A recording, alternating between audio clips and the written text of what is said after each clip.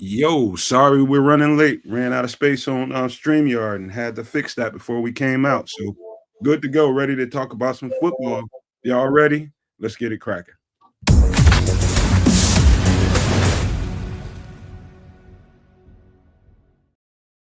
Yo, yo, yo, no maniacs, super no maniacs, and all in between. Welcome to another edition of Nomad at Night. Very special one because the marathon is over, man. The whole entire draft part of the offseason prospects, what we're gonna do in free agency, that part is over. And I'm so happy, man. Well, it was a labor of love, don't no doubt about it. But boy, I'm so glad it's over. And just when I thought when we got off the show yesterday, I was just like, oh, finally, I can relax a little bit. And then it dawned on me, probably about an hour after we got off the show, man, we got a whole bunch of UDFAs we need to get together. I need to take a look at and see who we got and all that kind of stuff. And I'm just like, all right, let's get it done. So we only had 24 hours. I did what I could. I'm sure Trips did what he could. The Canuck, there must be some bad weather in Canada right now. I don't know what's going on the Canadian fronts, but I'm sure he'll be in here, man. But listen, man, Trips, that was a long, long weekend, but it was fun, man. I had a good time doing it. I hope everybody here enjoyed it because it's I feel like I don't know. Has the draft washed over you yet, Trip? Do you set and comfortable with what we have going on yet? Yeah, because remember my perspective of it all is I'm not a draftnik kind of guy, so it's like I don't know these kids from each other. And looking at just what Ryan Poles and Ben Johnson and Dennis Allen all wanted to the ingredients that they wanted to make their team, the type of players, the positions that they're going to put them in, we don't know. So it's like, well, I can't get upset about it because I don't know the actual inside plan. But looking at the players selected, very athletic, high football IQs, and very versatile in their position groupings. So looking at it holistically, I need to see it on the field, obviously, but I like what they did. It was Well, it's well, and also something that I want to bring up before you go is that it's interesting that you ask, what do I think of it? And this is a good place to throw this in there that there are those that are hating on the draft basically because polls didn't select the players that they wanted.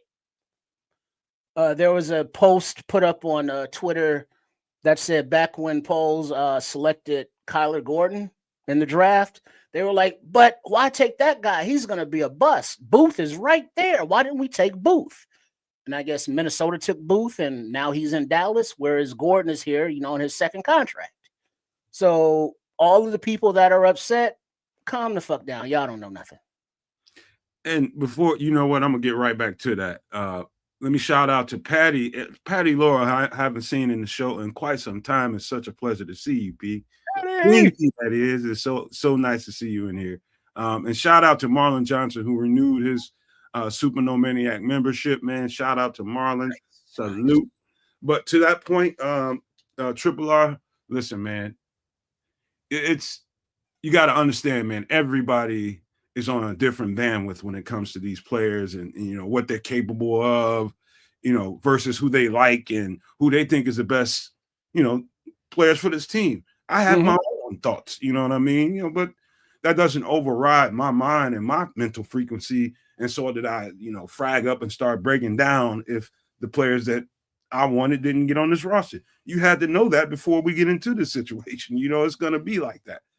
9 times out of 10, who you want and who you're looking for, those players are not going to come on the team. Although I did get my way a few times on these picks, a couple of guys. You know what I mean? One in particular in the draft, actually, and then another one in the UDFA market. That's the best you can do with all the players that I covered this offseason, man.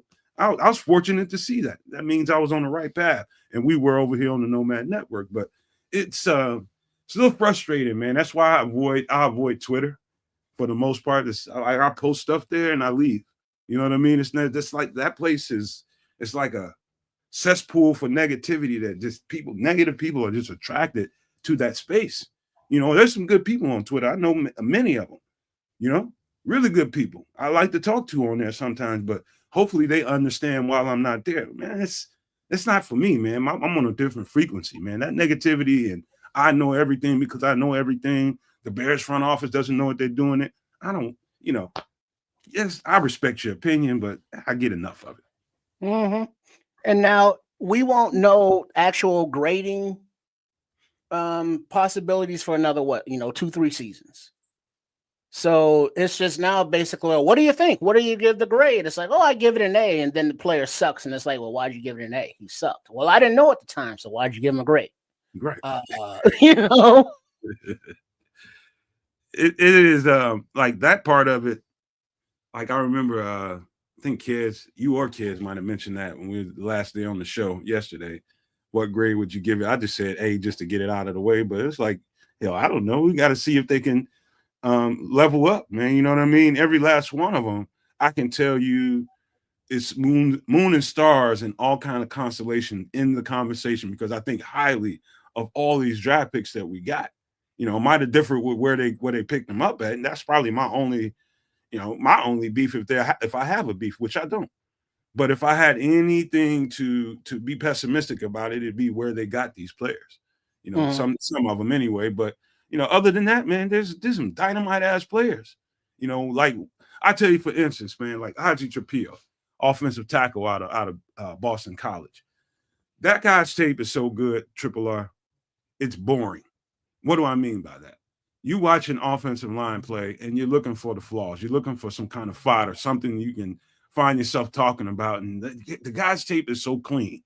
His feet are so rhythmic when it comes to how he moves and how he protects and how he gets off the line of scrimmage. His feet tell the whole story to me. Most people will look at the waist up. I look at the waist down.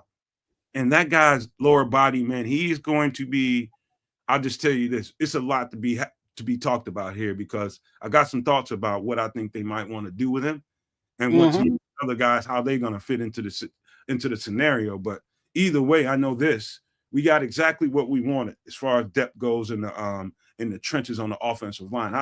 I think we're exactly where we want to be, Trips. And so the more and more I watch, because I did go back to Ozzy Trapilo's tape, it bored the shit out of me, Triple R. It really did. I watched so much tape, it seems like I probably forgot more tape than I actually remember. I went back to his tape and I realized how clean this dude played. His technique and fundamentals, you circle that part of it, man. It's so damn clean. But we definitely got a stud there. Now, the question is, when it comes to the people out there giving grades, let's see if he levels up when those pads go on.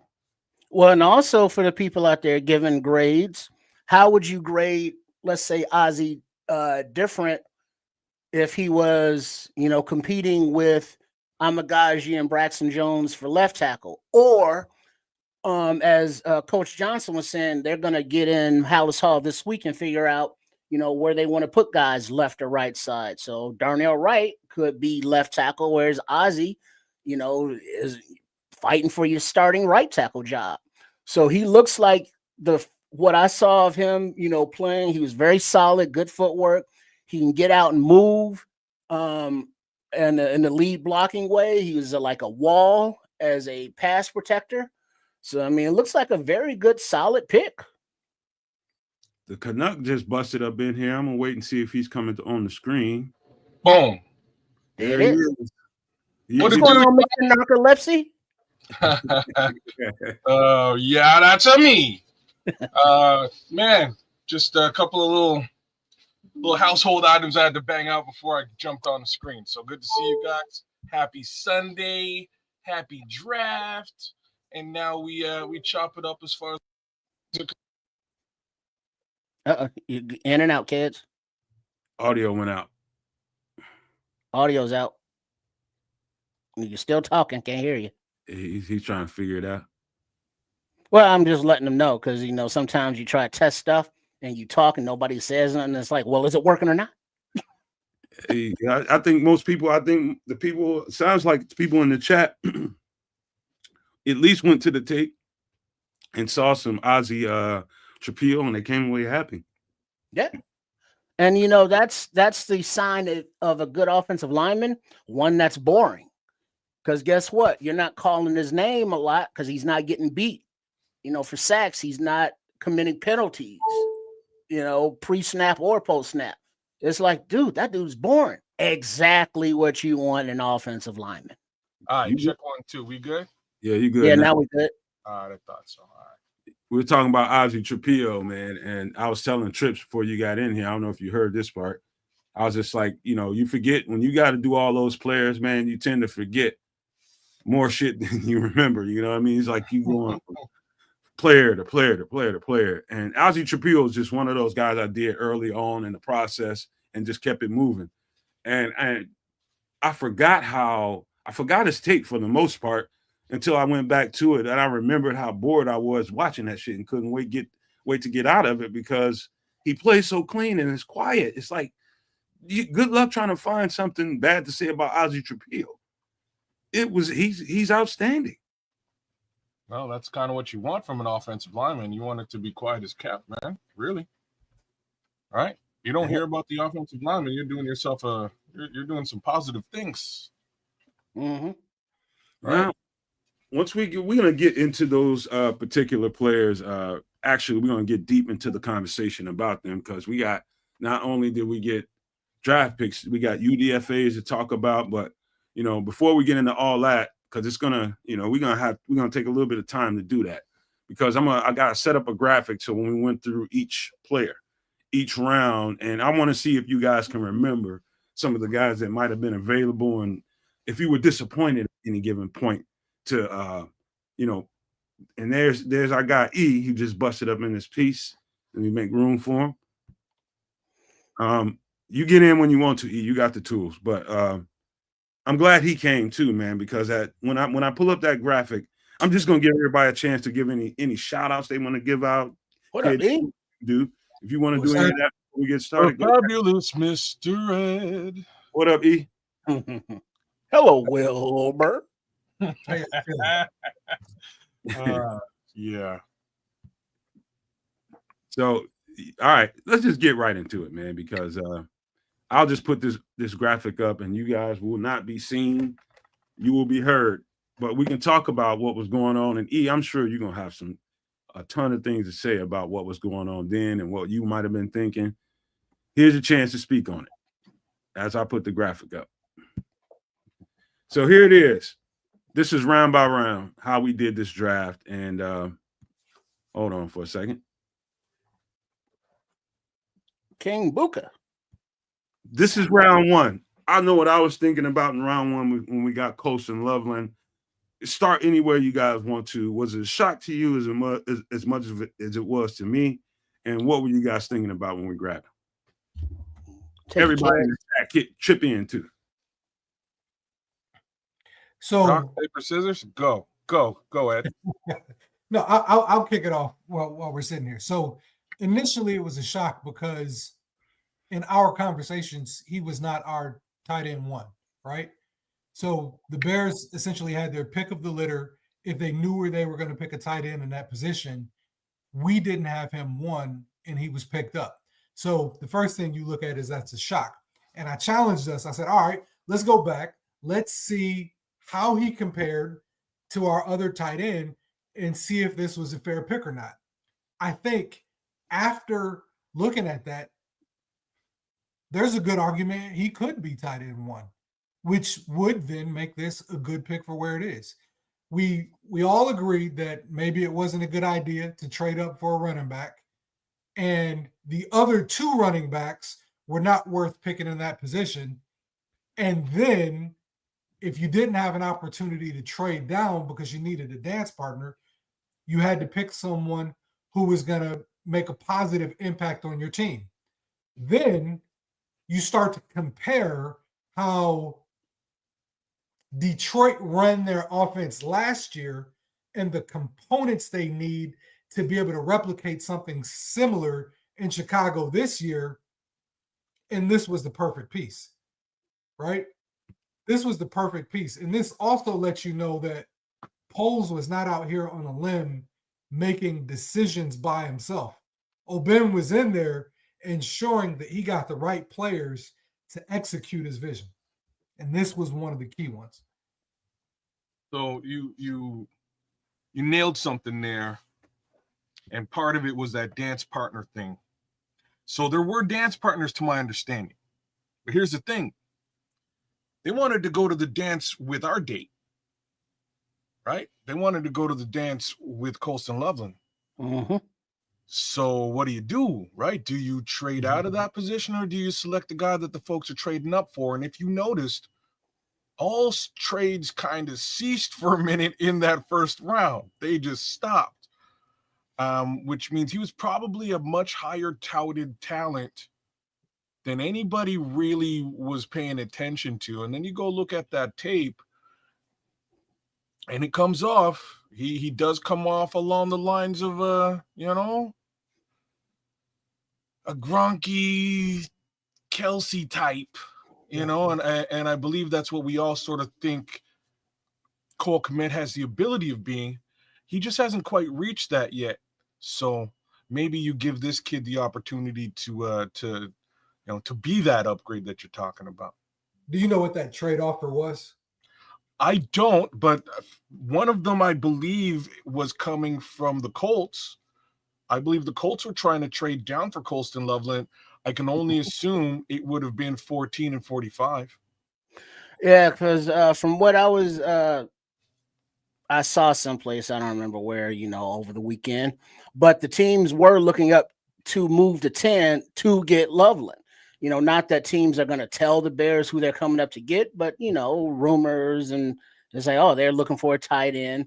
And Loveland is the receiving, number one receiving tight end over Warren. Warren is basically Cole Kmet, maybe a little bit bigger, maybe a little bit more versatile than Kmet, whereas Loveland is a wide receiver who plays tight end. So, totally different skill set. And you wouldn't see Kmet. You see him out there if Caleb ever threw him the ball, he would, get your first down, but Kmet is not a yak guy. He's not gonna, get to the end zone on, from midfield. Whereas Loveland, he's that kind of guy that knows how to get open in the zones, like a Kelsey, like a Gronk, and like the kid from San Fran with all the hair. What's his name? The tight end out there? Kittle. Yeah. Thank you. So Loveland, it looks like he has that at 21 years old. He knows how to get open in zones. He knows how to create separation and man coverage. He's reliable. He catches a ball. He's a willing blocker. He looks like an awesome, tight end, a weapon. And Ben Johnson is amped up. He's rocking in the chair like he's that mad, crazy scientist. And he's like, yes, we got a weapon. And so Loveland over Warren, I'm good with that. And if he's the number one receiving tight end in the class, I can't be mad at Poles adding the number one tight end receiving prospect in the class. Can't be mad at it. So to the point of what was I thinking at that time, I'm gonna take you blow by blow. Of course, as everybody, we all individually had people that we were hoping that they picked. And there was also that trade back scenario that you all have discussed already. And however that played out, it played out. But I do believe there was I think it's hard to imagine for everybody right now, but I think we coming to terms with it at this point. We should be anyway, that he was the best player on their board. They were looking for a difference maker, a playmaker. And at that given time, they think they had Colston Loveland at the top of their board, and that's obviously a head coach, offensive coordinator / offensive coordinator way of thinking, and he should get priority. And I never had a problem with Colston Loveland whatsoever. I can firmly remember when FFG and I were doing that show, and he came up on the show, and I was just like, man, everybody was still talking all that noise about, Tyler Warren. And I was just like, dude. And I'll go back to that show and cut it up and let you guys hear what it sounded like. But I told him then, and I'll say it now. was like, this is the best receiving tight end in the draft. You know, he was definitely that. You know, there's a couple of other guys that I can probably point to, but, you know, at no point in time did I think, as good as I thought he was on film, at no point in time, you guys, did I ever think that this guy would be the best guy on their board, given what we had on the board at that time. That totally shocked me. Totally shocked me. The pick, you know, it shouldn't shock me, but it did. I was just like, okay. They like Colston Loveland. It's not a bad pick. It's a great pick. It's about what happens when they put this guy in pads and give him his role, give him his assignment. What are they going to ask him to do? How is it going to fit into the nucleus of what they're doing? I know one thing. He'll be a big piece because any head coach, any new head coach that makes a tight end pick this high, you better damn well have a great game plan to come out right away and make this guy be very useful, or it's going to be blowback. He needs to be a focal point of this offense, don't you guys think? I'll just stop right there. I'll let you guys know what I was thinking at that given time, but I just sped up into what they're going to do with him in the offense, but they better make him a focal point real fast. He's got to be. And if Keds' information about a potential trade is true, which means not only did you take Loveland over Warren, you possibly took Loveland over Warren plus a second-round draft pick. Yep. So he's got to be from there. Oh, I also in listening to the press conference with Ben and Ryan, they mentioned Loveland in particular having a very good, level of character. So essentially, I'm not saying there's an issue with Tyler Warren's character, but for them to pass up the opportunity to pick him if there was a draft involved where they still could have gotten a really good tight end, you have to think that maybe they considered it a little bit. And, they're, in Chicago, they're extremely strict about the type of character that they draft players to bring into the house.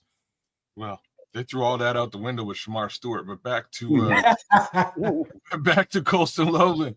I'm going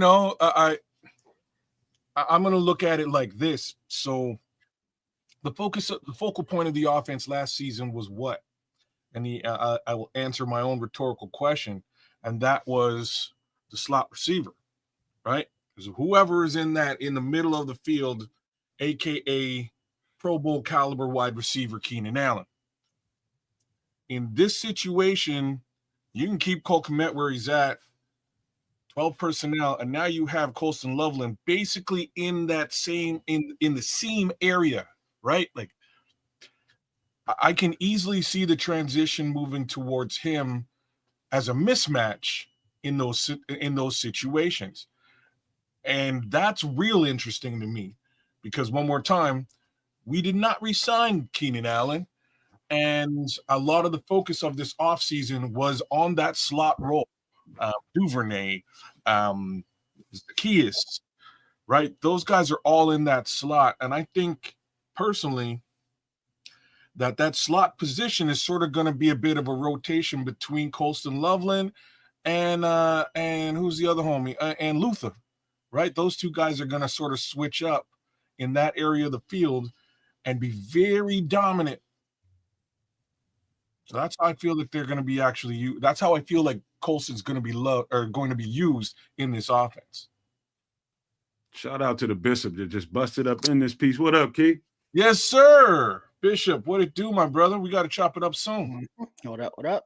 Hey, look. So what I'm just going to try to pare it down the conversation. I just want to get mindset about where you were at when we picked each one of these guys, because we still got to individually talk about each one of these guys. But round 2, Luther Burden definitely was another surprise to me. There were guys on that list, and I knew, and we kept telling you guys all off season that there's going to be a slot receiver that comes on this roster.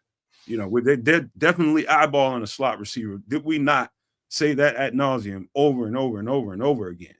We knew it was coming, but I didn't think it was coming this fast. I think Luther Burden, this was my mindset when they got Luther Burden. I thought that the pick before that, or pick or two before that, was Travion Henderson. I believe he was the target, you guys.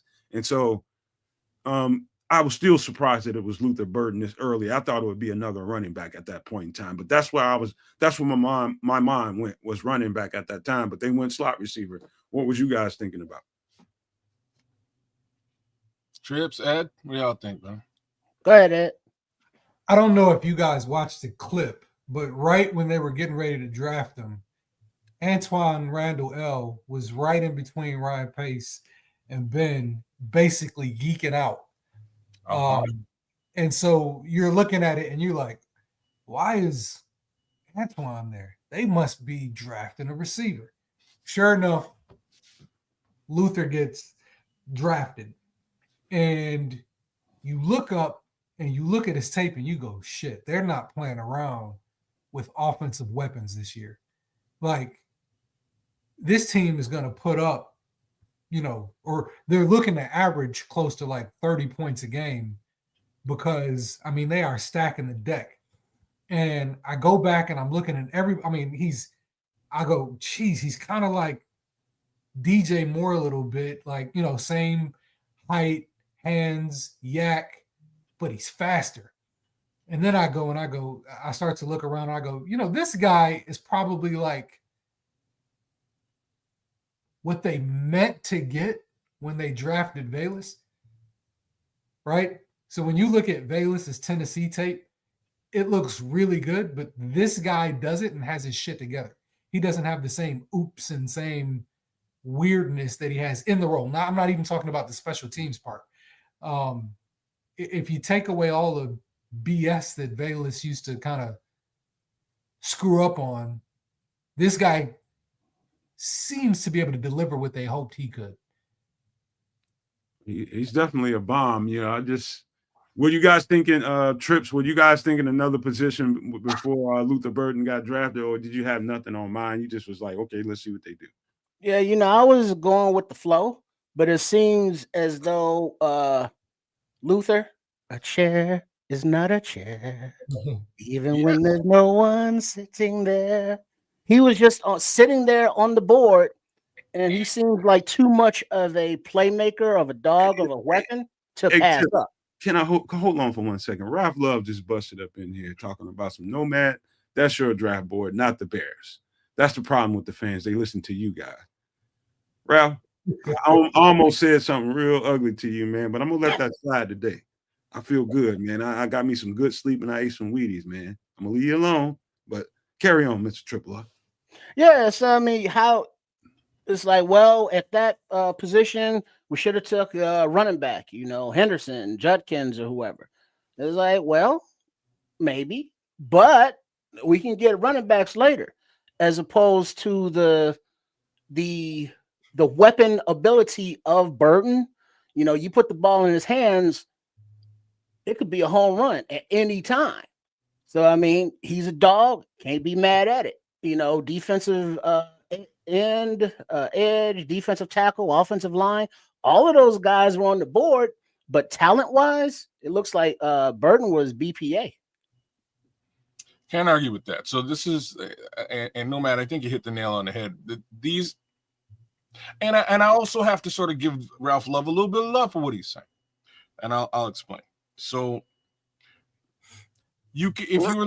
I'm serious. Follow me now. The way that we look at this stuff, right? We look at this stuff from a Bears-centric point of view, right? We don't really take into account, or it's less likely that we take into account what the other 31 teams are looking at when we do these drafts, when we do these mocks, when we look at our big boards, right? Like, that's just, it's harder for us to quantify all 32 teams, let alone the Chicago Bears and what they want. Now, I think we had a real good understanding of what the needs of the Bears team was. I think we had a real good understanding of what the needs, what they were really looking for in this draft. And when Genty, Judkins, and Henderson all disappeared, oh, wait, I'm forgetting Omarion Hampton. When all those guys disappeared with, before there's the 39th pick, I believe in both cases, the Bears had to simply be dynamic and look back at their board and go, look, all right, so the guy, our target is gone. And like when I say our target, Genty is one of maybe 4 targets that they would have been looking at pick number 10. And all 4 of those targets disappeared by the time 10 came up. So you got to be a bit dynamic. What are you going to do? You select Colston Loveland in that situation. We're at 39. The bulk of the picks that we really wanted to aim at here are also gone. What are we going to do? We want a weapon here. Well, let's get a weapon for our wide receiver coach. Who's the top on our board by way of wide receiver? It's this guy. He's awesome. He's definitely a weapon. Let's put him on the squad and see what we can do. Right? Let's give Caleb one more weapon to work with. And this is kind of how I looked at the draft. I looked at the draft as a situation where they had to be a little bit more dynamic and allow the draft to come to them, as opposed to forcing their hand and giving away draft capital to specifically select the players that they desired. So they rolled with the punches and off they went. And I think that's what Ralph is pointing it at you, but it's not you, Nomad. It's all of us, actually. We're, as Bears fans, we're all looking at this. It can't be us because we never did a board. Well, and this is what I'm saying. Even me, who I did do my favorite players in the draft, and so did Samuel. That's favorite players. It's not a board. That's different. You're right. It's not a direct board. The fact of the matter is, I'm looking at all of this with Bears goggles on, and I think that might be a part of the problem for all of the podcasters. Everybody was sort of looking at this again with a Bears centric view. You have to really take into consideration, what the Patriots want, what the what the Raiders want, et cetera, et cetera. I think that clouded a little bit of our judgment. Well, I think it did. I mean, players were taken. You have needs on your team. What do you do? As I said, players were taken. Do I think we needed, or do I think they were planning on grabbing a running back earlier? Absolutely. Do I think that maybe even they were planning on grabbing that safety that got picked up right before that? Maybe. And when you're drafting live like this, just think about when you run your mock draft, right? And sometimes when you run in your mock draft, just like some weird shit happens and there's no trade backs. And then what do you do sometimes? You like start it over or something weird. You don't have that luxury when you're drafting for real, right? When you're drafting for real, you got to make the damn pick. And so when you look at somebody like this who had, in a lot of people's eyes, a first round grade, and now you look at what the Bears are offensively, as a defense, there's nowhere to hide, right? Unless he didn't get the offensive line right, you got 3 stud receivers who can murder you. You have a very quick running back out of the backfield that, if you got the wrong linebacker on you, can burn you. You've now got a great catching tight end who we talked about when he got drafted, somehow finds separation like nobody's business, right? Which then all of a sudden makes Cole Kmet probably a better weapon because of the other weapons around him. So in terms of this pick going where it went, it probably wasn't what they planned initially. But when you have somebody that's left on the board in the second round like this is, and it gives an opportunity to you to improve your team in such a way, I mean, you can't pass that up. Well, makes a lot of sense, man. Well, it's like this. Triple, you about to say something? Nah, that somebody in the chat was saying stop comparing Burden to Chase because Chase Claypool sucked, and that's not the Chase they was talking about. They was talking about from Cincinnati Chase. Jamar Chase. Yeah. Here's the thing. Yeah, but yeah, it's Burden. He's a talented guy, and it's like, well, we should have addressed this position or that position or other positions because we have wide receivers, and this is a luxury pick where we need to address the trenches more. And it's like, dude, we good. You can't be mad at a weapon.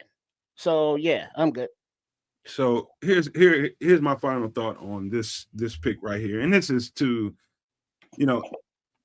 And we did spend quite a bit of time, Triple R. I know because I can remember specific quotes you and I had. Kids probably had some too. Um, Talking to the fan base, talking to people that come in and support what we do. They pay close attention to what we say. You know what I mean? And that's a responsibility all within itself. Is that people trust you, trust your eye, trust you guys' evaluation and what you think. Here's the thing. We tried to make sure that we primed up everybody to understand that the Bears are going to do what the Bears are going to do, regardless of what we think. Right? We did our job to go out and scout the players and give it to you guys and break them down the best way we can. But at the end of the day, that's the only thing we can do. The only thing we can do. And I tried to tell people that were watching all this other stuff and commenting everywhere, that's all good. It's the fanfare is great. But I tried to say to people, man, it's whatever happens, it's probably not going to go down quite the way we want it to. Because there's no two people in this space right now at the Nomad Network, whether they're in the chat or whether they're watching the show and not commenting, or on this panel right now. There's no two people here that would have drafted this thing the same way. Everybody had their own independent thoughts about it, right? Who they thought was better here, who they thought was better there. You know, even me, you know, and I tried to be as neutral as I could be, but I could not run from my feelings. You know what I mean? My emotions were there too. But I had to hurry up and flush that shit down the toilet. Now, I'll double down a little bit here and also say that a lot of the evaluation that there's Mr. Burr. What it do, Don? DB. What don't it do? In any event, there's a lot of the evaluation that we did here, or at least I'm speaking for me, was with respect to the grander big boards out there. I will also say that I'm one of the few people who mocked Colston Loveland to the Bears early. My first mock. Never did it again after that, but I definitely did. I have to throw that out there. But at the end of the day, I have to respect the level of scouting and knowledge that the actual professionals and pros have. Right? I'm not them. They have a fully paid staff who goes out to each one of these players' games and gets an understanding as to how they work and whether they'd be a fit for this individual team, right? So they went out there, they did the darn thing, they saw what they saw, and they made their decisions in a situation where there had to be dynamic. And I kind of think they did the right stuff here. I just need to see these guys on the field now. That's really where I'm at, and that's all I'm waiting for. Mm-hmm. And Don Burr's up in here. What's new, pussycat? Whoa, whoa, whoa. Oh. What's new, pussycat? Whoa, whoa, whoa. Died up in the piece. Mm-hmm. So yeah, and like you were saying, everybody's different. And the thing that we as fans do not have privy to, the interviews, the medicals, the behind the scenes things that we don't know. And you look at the kid, the fast kid, Bond, Isaiah Bond. And it's like, well, how could that kid not get drafted? Well, his statements of alcohol makes me do stuff. No shit, kid. It makes me why are you drinking it then? Because you just cost yourself millions. And you never know that's terrible. Alcohol make me do all kind of stuff. Blame it on the alcohol, and that's what he did, and that's why he went undrafted. So we don't know the behind the scenes things, the legal issues, the possible civil issues.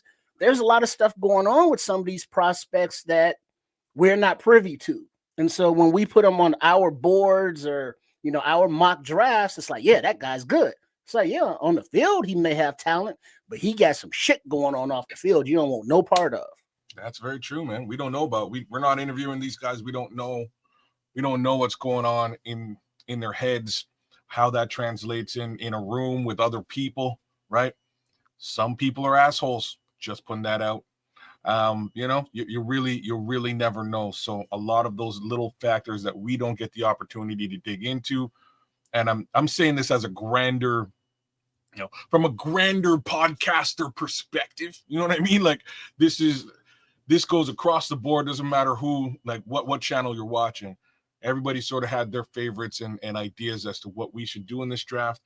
And I think the Bears went about it very differently than most of us thought they would. And like, I wish shout out to the guys over at CHGO, Braggs, Carm, the whole gang, Adam Hogue.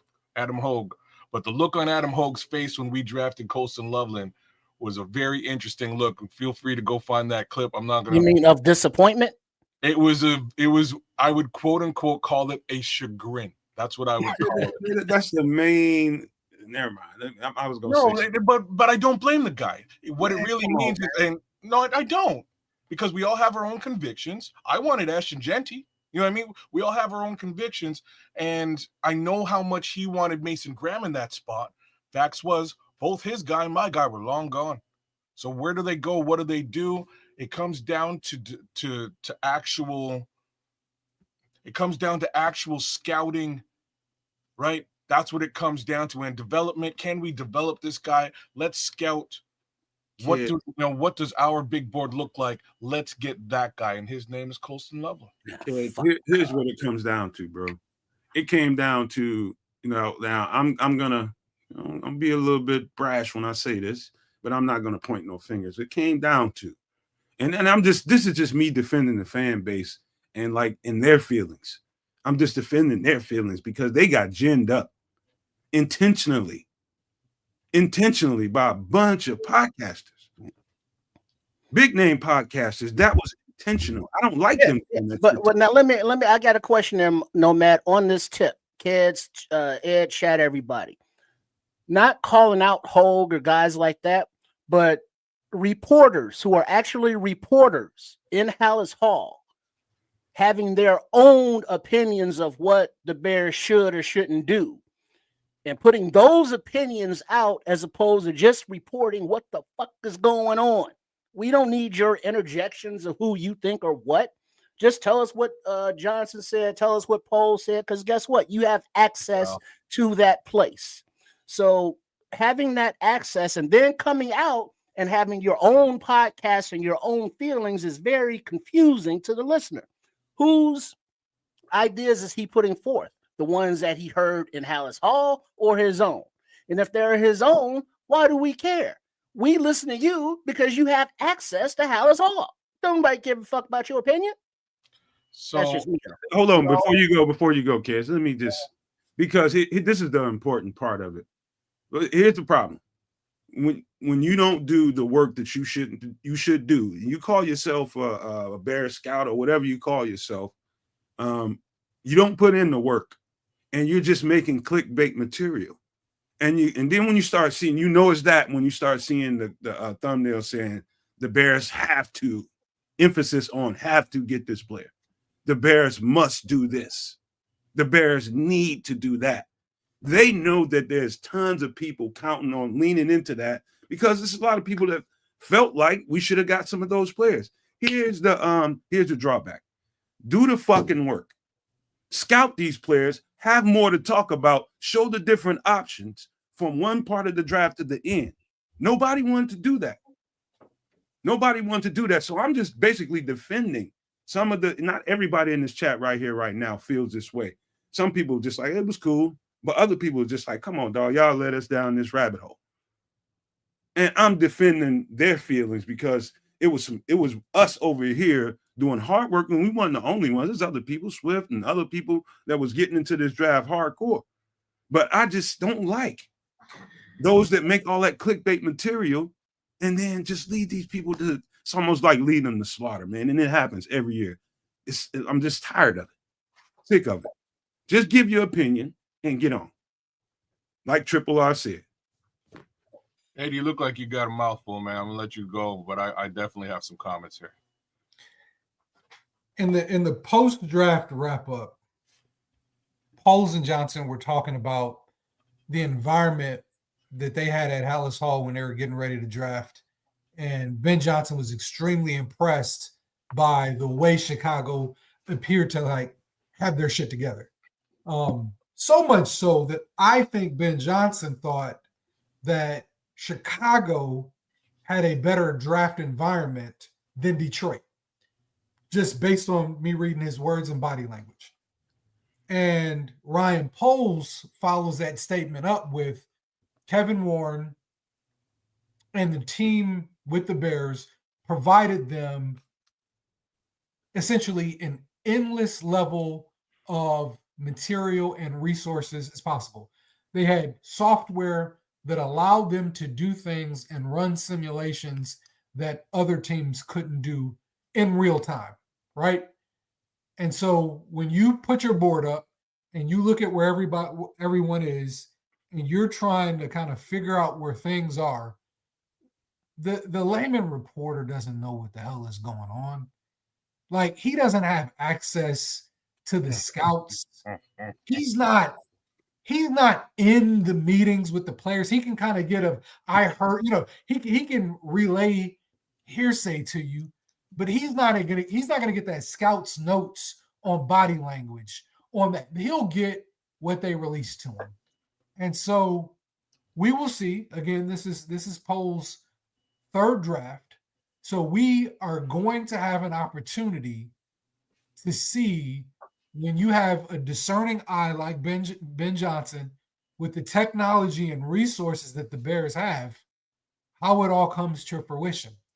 I don't want to get too early into projections in terms of where we're going to be for next year, but on the offensive side of the ball, we should be pretty stacked. And on the defensive side of the ball, as long as, number one, coaching can pick up where it left off last year, and the players who were here last year can take a step up and maybe fill in a few gaps here or there, I don't have low expectations for this team. I tell you what is real shitty are the people who say everything that happened last year was a slam dunk. Bears won the offseason.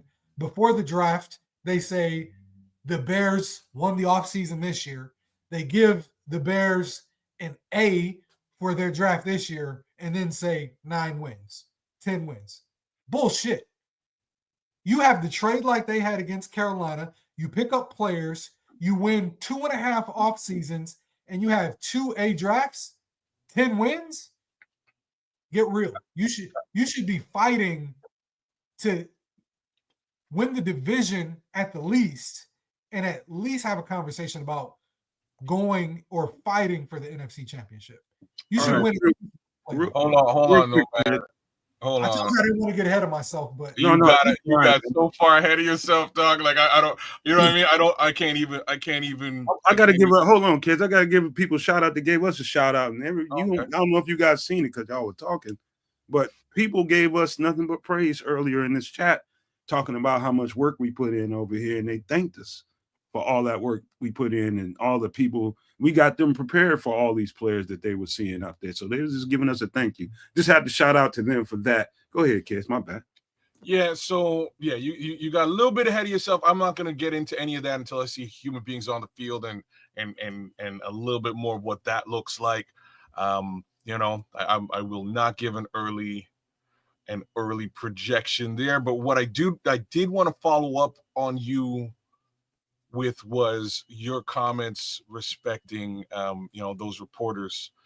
The one thing that I can't stress hard enough, like in addition to what you were saying, is it's lying season, right? It's hard to even believe some of the stuff that those reporters are coming into, let alone what little information they would be getting. Because trails, it should be all smoke and mirrors and BS trails to throw people off what you're really trying to do. So they're just simply going by what are the needs. Is that what they're going to attack? And if they're going to attack needs, here's who we think might be, speculatively those targets. And it's all just optimism and speculation and suggestion. None of it is rooted in exactly what the team truly thinks, feels, or believes, or knows that they want to do. And that's just a fact. They're not going to share that with the grand public, especially not reporting folks with press passes so that they can tell the world, hey, this is what the Bears are gonna do. You know what I'm saying? It's kind of silly to think that would even be legit.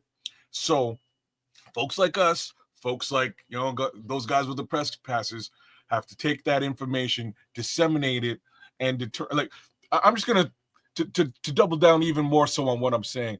The comments about Tyler Warren, I said it right away. I was like, that's clearly a smokescreen. You don't just come out and go, oh yeah, we were just talking about this guy. He's awesome. He's gonna be so dynamic in our offense. Well, you know what I mean? You only divulge that kind of stuff in the middle of line season if you're lying, right? If you're trying to throw a curveball, you're gonna tell them what you think. So in that respect, I think we all got duped and probably should have been paying attention to what Keds was saying, that was probably some BS when they came out and they had the conversation about Tyler Warren in the first place. Lo and behold, the guy they're really eyeing was the other tight end, right? But here we are, man. We're here now. We're here now. As the consumers, as the fan base, the watchers of content creators of whatever team you root for, you have to remember things like, hey, they're just very clickbaity and don't give us information. Or the opposite of, like, here at the Nomad Network, or in Keds' channel on YouTube at Keds a Canuck, or on my channel at Sports Chicago Style. Make sure y'all sub and show some love. We don't blow smoke up your ass. We tell you like it is. We give you our opinion.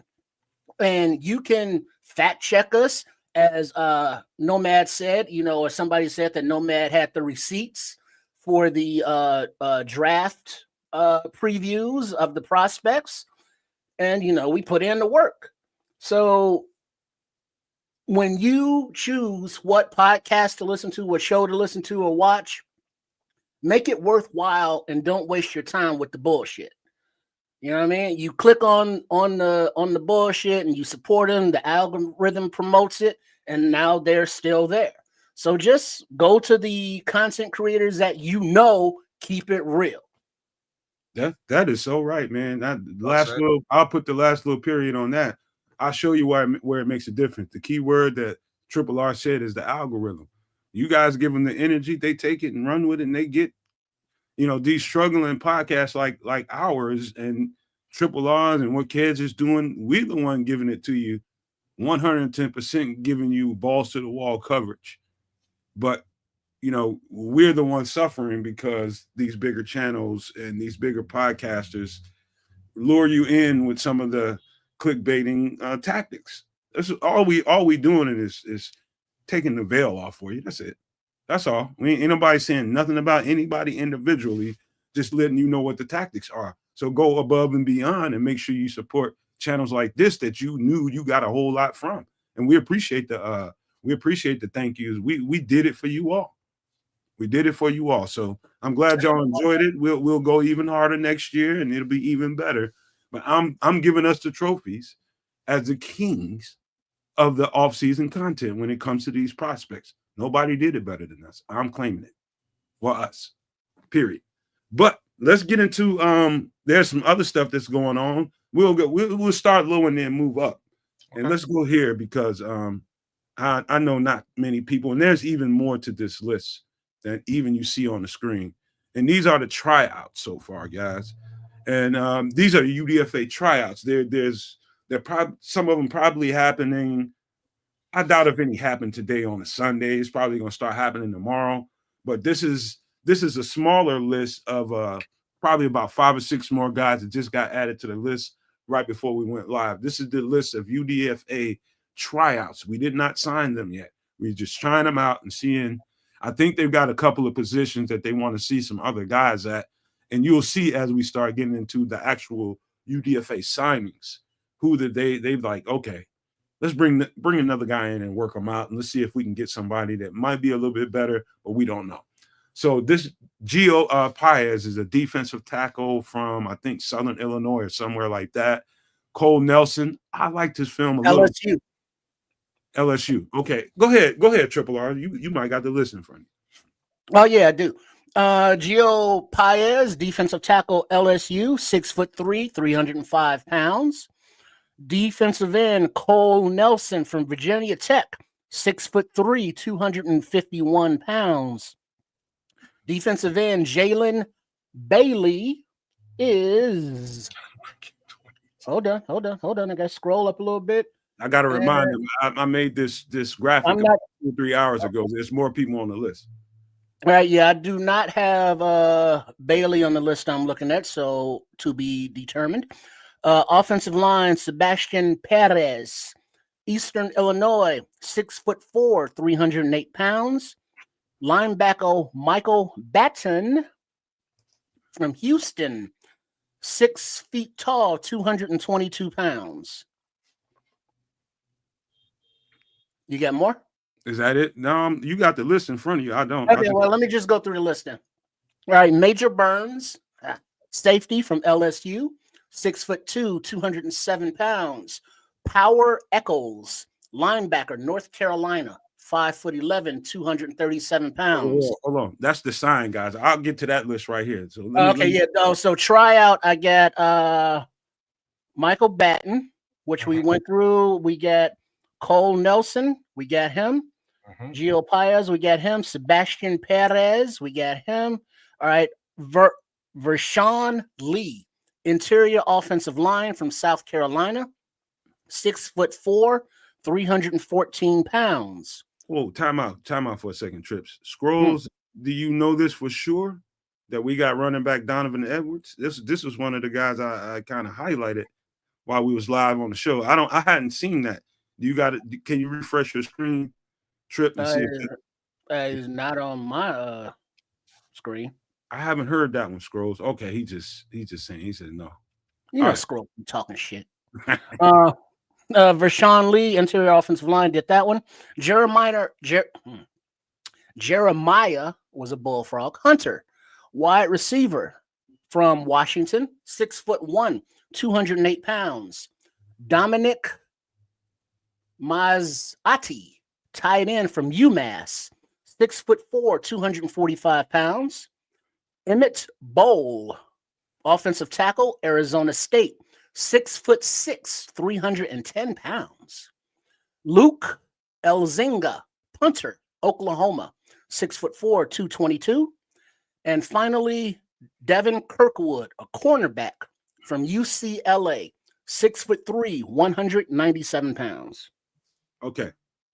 Thank you for that, Trips. Keep that window open because you can give out the measurements of the actual UDFAs that were signed, because I didn't include that in these graphics I'm about to pull up. Yeah, but this is what Trips just said, included all you see on the screen here. These are the guys that are coming in for tryouts. There's a chance, I don't know, you have to do the head count on the roster to see how many of these guys will actually get a chance to even get a spot to go to. Well, we're at 90 right now. We're at 90. So if some of these guys, some guys are going to probably go, probably sooner than later, but we'll find out that. So these are the tryouts so far. Now I'm going to start with the list of actual UDFAs that were signed. And luckily, we got some guys on this list that, at least a guy on this list that, I talked about quite often. But let me get to it. And that is, one of them is Major Burns. Did anybody get a chance to see Major Burns at all? Safety out of LSU. 6'2", 207 pounds. I watched him tape. The tape looks really good. I'm just afraid of his name, is all. That's it. That's all I got to say about this one, and I'll leave it alone. He has a extensive injury history. Oh, it just reminds me of Chris Blewett, the kicker. Oh, golly. Remember that? He blew the kick. Yeah, man. I'm sorry. It's just comedy. The comedy. You can't stop the comedy on the Nomad Network. I'm pure jokes, but you know what I mean. It's just it's the last thing I would want my safety to be named. Anyway. So what I saw. Let me just start it off. What I saw in Major Burns in a little bit of time. Now, just trust me when I tell you guys, I'll put more work in and study the guy a little bit more. But all I had time to do was last night. I fell asleep watching all these guys as much as I could, and I got to maybe about 1 or 2 guys' actual, all 22 condensed film. Most of it was highlights. I'm just being completely honest with you. I have not done in-depth research or in-depth film watching on any of these guys. It was just on the surface. That's how much time I had before I had to get up, do things around my home life, and then get these graphics ready for the night, and then it's showtime. But what I noticed is he's versatile. And they had him, if you watch what I saw, you'll see times when he's lined up as an extra linebacker. What's his measurements again, Triple R? 6'2", 207. Yeah. So I thought that was interesting. He's a transfer out of Georgia. I thought that was interesting that they had him playing in the box a whole lot and as an extra linebacker. Sometimes, from the little bit that I saw, he played up a little bit high and played, a little bit deep. That's what I mean by high. I think size and the versatility is what attracted Dennis Allen to this football player right here. I think it's the size and the versatility, how many different roles that they were able to play him in at LSU. I think is attractive to, it is attractive to any defensive coordinator. It's not I think about it. It's actually attractive. And so, from surface level, I think you see a box safety at the very minimum. I think you see a box safety at the very minimum that can come in here and challenge some guys for a roster spot. And that's what it is, man.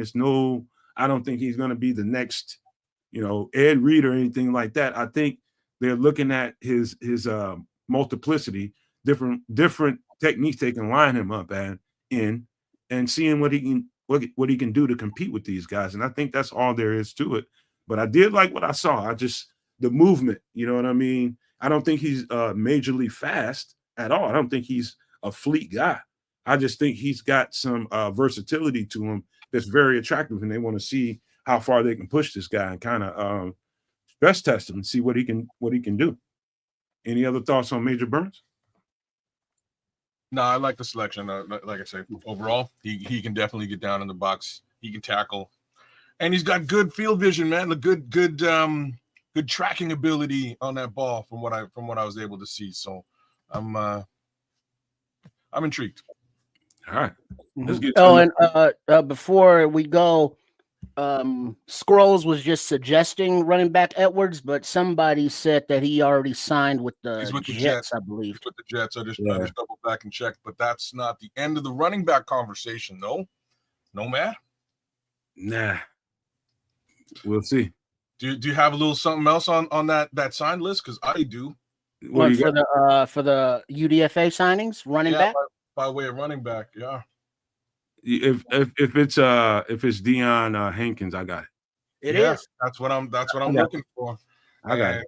You might as well call him Deion Tankins because oh boy. Hold your musket fire. Now hold on, we gonna get that. Pull it up and I'll give the measurables and then take it, kids. Y'all want to see Deion Hankins take off. Deion Hankins from running back, Texas State, 5'10", 222 pounds. Kids? Bro, he'll run you the F over, bro. Hey, kids, you got a question right off the top from Florida Bears fan. He said, out of all of the UDFAs, who do you guys see as the diamond in the rough? I think he just answered that for you. I might have answered that question, at least me personally, because I'm looking for somebody who has both lateral ability to move and can run you down. And hello, Mr. Hankins. Deion Hankins will run you over. And there's a lot of, you know what I'm saying? There's a lot of footage out there of him getting stopped dead in his tracks, and he just keeps on going. He just runs whoever stopped him. Oh, excuse me. And that man falls to the ground and he keeps going. So that's what I kind of needed to see. And what that really means is a certain Mr. Johnson is going to have to compete this training camp. And that's what I wanted. Mm-hmm. Yeah, if you look at Hankins and you look at not Kyle Monangai, not Kylie Monangai. Yeah, Monangai. There you go. They're both very low center of gravity, 220 plus pound fellas. So any defensive lineman or any blitzer coming in, they're gonna get stood up, hit under their chin hard. So yeah, we got that going for us, and the more protection and the more talent and skill set and the size, because they're looking for particular types. Johnson and Poles are, because you can tell just by the frames of the bodies that they're selecting for these positions. And at this running back spot here, they're looking for that fire plug bowling ball type of guy. Whether it be Monangai, whether it be Hankins, but both of those are not very favorable for Roshan.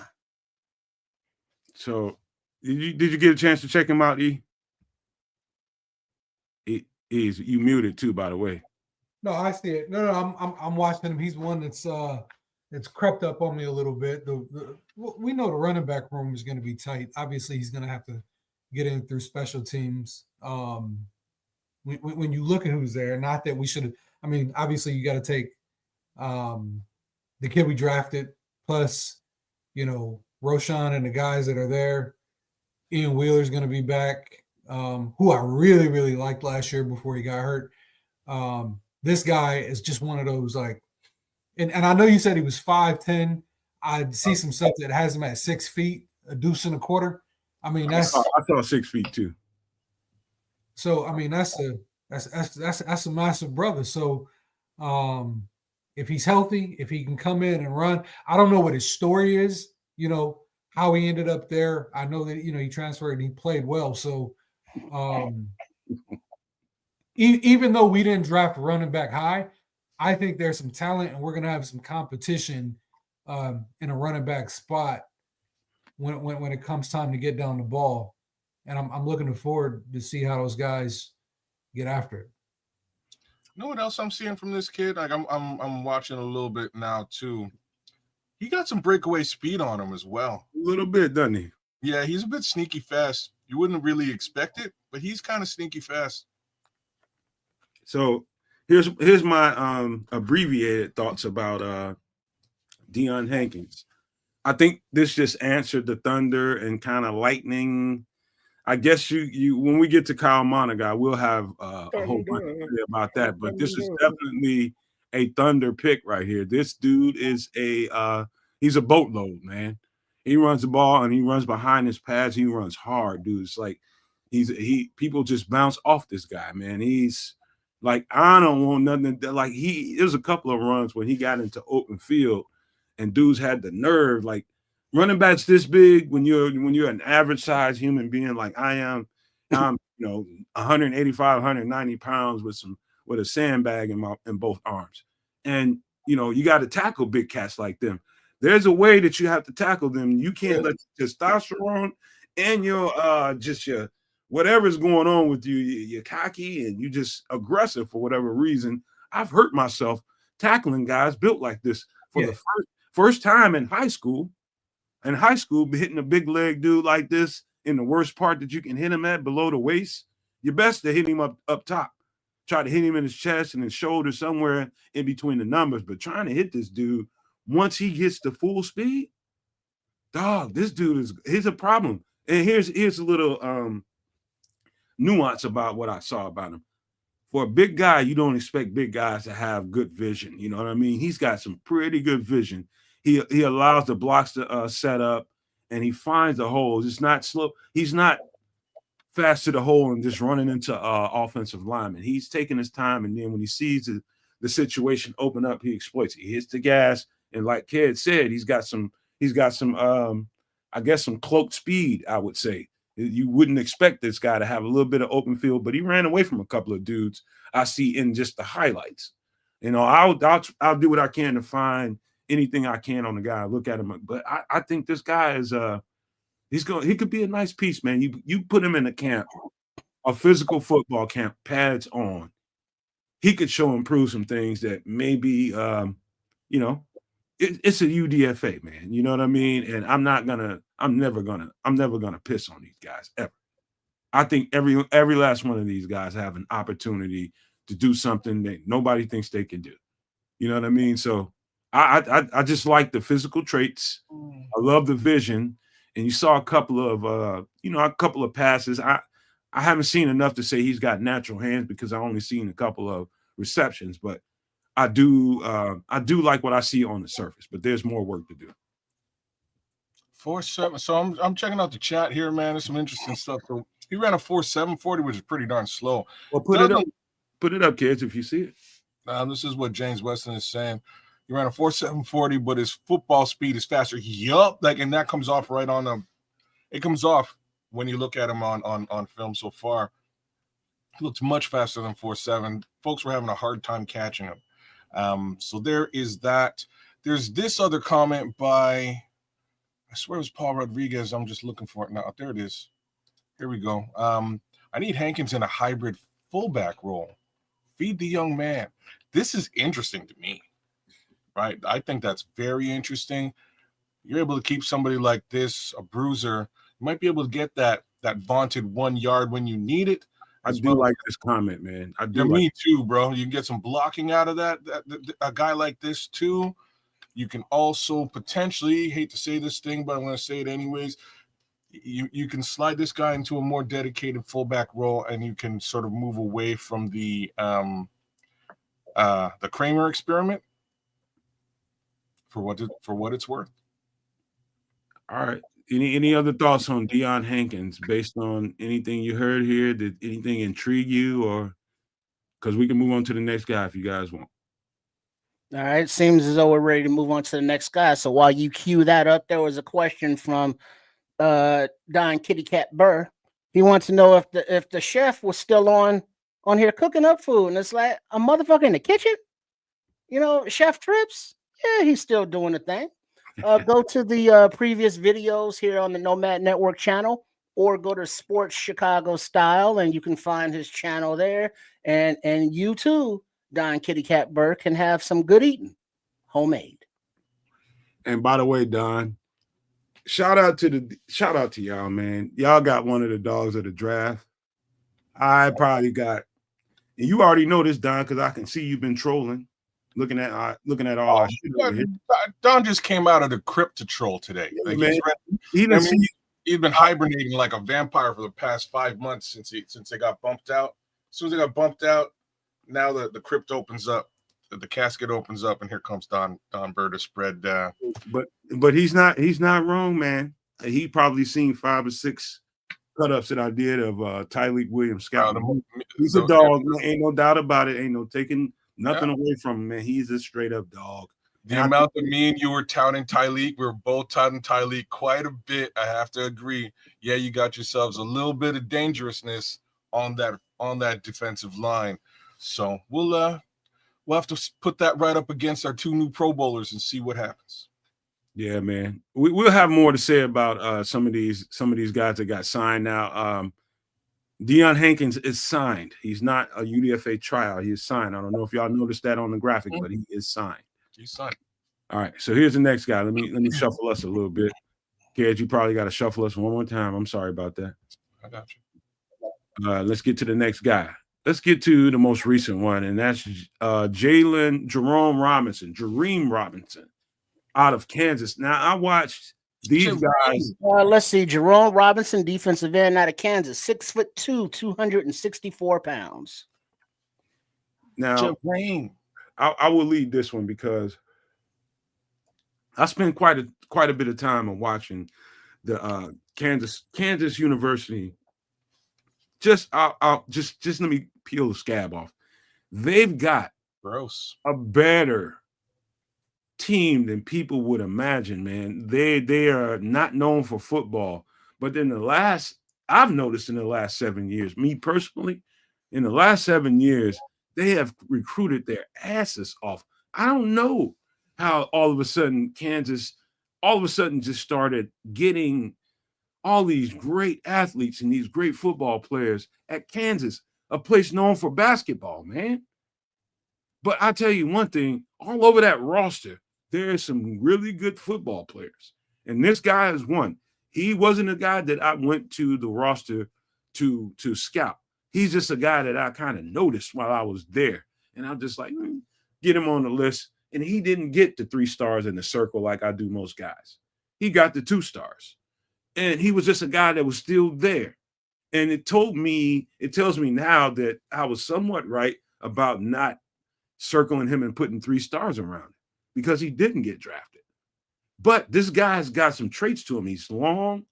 He's got some lean to him. He plays with his mass really, really well. But I think the feature about him is his get off and his arms, man. He can get off the ball really fast. And I think that's what Dennis Allen is looking for. He just needs guys to get off the ball really fast and make an impact on the line of scrimmage. I think that's what he's looking for, you guys.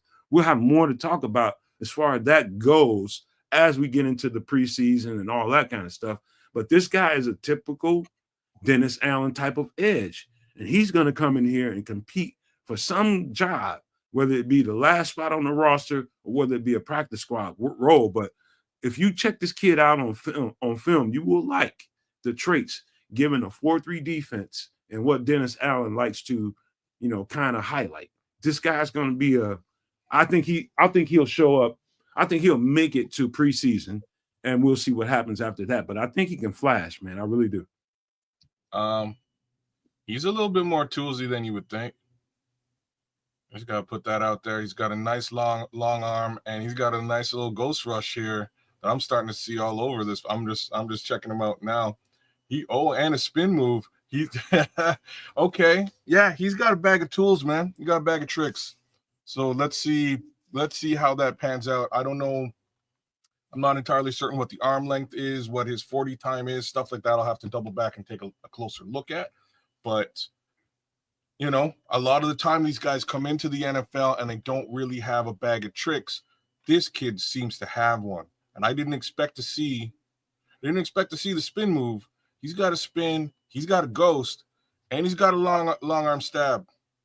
So take that for what it's worth. Anybody else get to check him out? I guess it dipped. No, but there's a comment up there, and yes, he was Austin Booker's teammate there in Kansas. No kidding. Rock Chalk J Hawk. So now we've got both of those guys together in a NASCAR package, and that's really how I was sort of thinking about this. You put those two guys together in a NASCAR package, and then you put you can rotate Dio, Sweat, and who's the other? Who else did we get yesterday? BT Shemar. Turner. Yeah, you can rotate those guys, right? Like Shemar looks more like a Cam Jordan to me. This starts to speak to what Dennis Allen's really going to look for. He's going to look for a little bit of both of these things and some versatility. So I think he's got the ability to be versatile, multiple, and attack with this new defensive squad. All right, now that we are talking about defensive end, I know you got him, Nomad, Xavier Carlton. You gonna do it? You gonna do it to me? Yeah. Pull him up, baby. Because we're gonna keep it rolling. Xavier Carlton is another UDFA defensive end out of Cal, who is 6'5", 273 pounds. Oh, like perfect measurables. So if you guys hadn't noticed by now, if you guys are followers of the Nomad Network and subscribe to the channel and all that kind of thing, then you already know about Xavier Carlton, because we've covered him over here time and time again. There's a few shorts out there and cut-ups and evaluation of what we saw on film on Xavier Carlton. This, and let me just tell you, easily, he's one of those Polynesian kids. He's a mixed Polynesian kid from he went to Utah first. I'm gonna give you a little bit of background about him. He went to Utah first because his mother is she was going back and forth. Her job was transferring her from Utah and back to California. He's from Modesto, the Modesto Valley area. And he's been back and forth between Cal and Utah. Here's the thing. Now, he said something. I remember looking at one of those interviews, and he said something about college politics and coaching politics and some stuff that was happening that I can relate to in college that caused him to transfer. And some people might ask, might be a person or two out there that might ask, why is he transferring? If he's all that, why is he transferring? sometimes things happen in college, and you don't understand college politics unless you're there having to deal with it. Well, like just like an example of like what? Well, all right. I'm gonna say this, and I got to temper my words because I'll give you my example. I had no idea about college politics before I went there. I was a young boy who didn't know anything, that had hella talent, and just wanted to play football. I had to go to school to, I wasn't really all that enthused about school like most young kids like me. I just did what I had to do to get on the field. And you get there, and there's all kinds of people around you, all kinds. And if there's nobody with the blueprint, say, hey, Nomad, hey, Triple R, got to watch out for this. You got to pay attention to that. You got to make sure you get, there's no blueprint. People are coming at you from every angle, bro. And so somehow, all kinds of things get involved. And I don't want to get too deep into that. All I know is he moved from Utah to California. And in his senior season, he lit it up. I can promise you that. He lit it up. And this guy is a prototypical Dennis Allen type of defensive end. This is an edge rusher that, of course, he would be after. 6'6", more 6'7" than 6'6", 275 pounds, versatile, can play inside and outside. There's a technique that I did not see him play on the defensive line at all. 0, 1, 3, 5, 9. Every last one of them he played. So absolutely, this is going to be a guy that Dennis Allen is going to be attracted to because he loves those versatile guys. And yes, we did over at the Nomad Network definitely scout him out. Why do you think he went undrafted? Because there's too many players. Well, too many edges out there available and not enough teams needing them. Did it shock you that we didn't even draft an edge? Kind of, because I was looking at Shemar Turner as the edge kind of guy. But seeing how deep the class was, now that it's passed, that, UDFAs were bound to drop. So, yeah.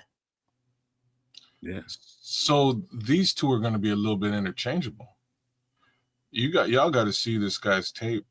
This guy, he's strong as shit, kids. That's what I'm about to say. He's running. So the last gentleman we were just looking at has a bag of tricks. You can do all kinds of little things. This guy can too, but his biggest trick is run you the F over, right? He's got speed to power that you see all over his tape.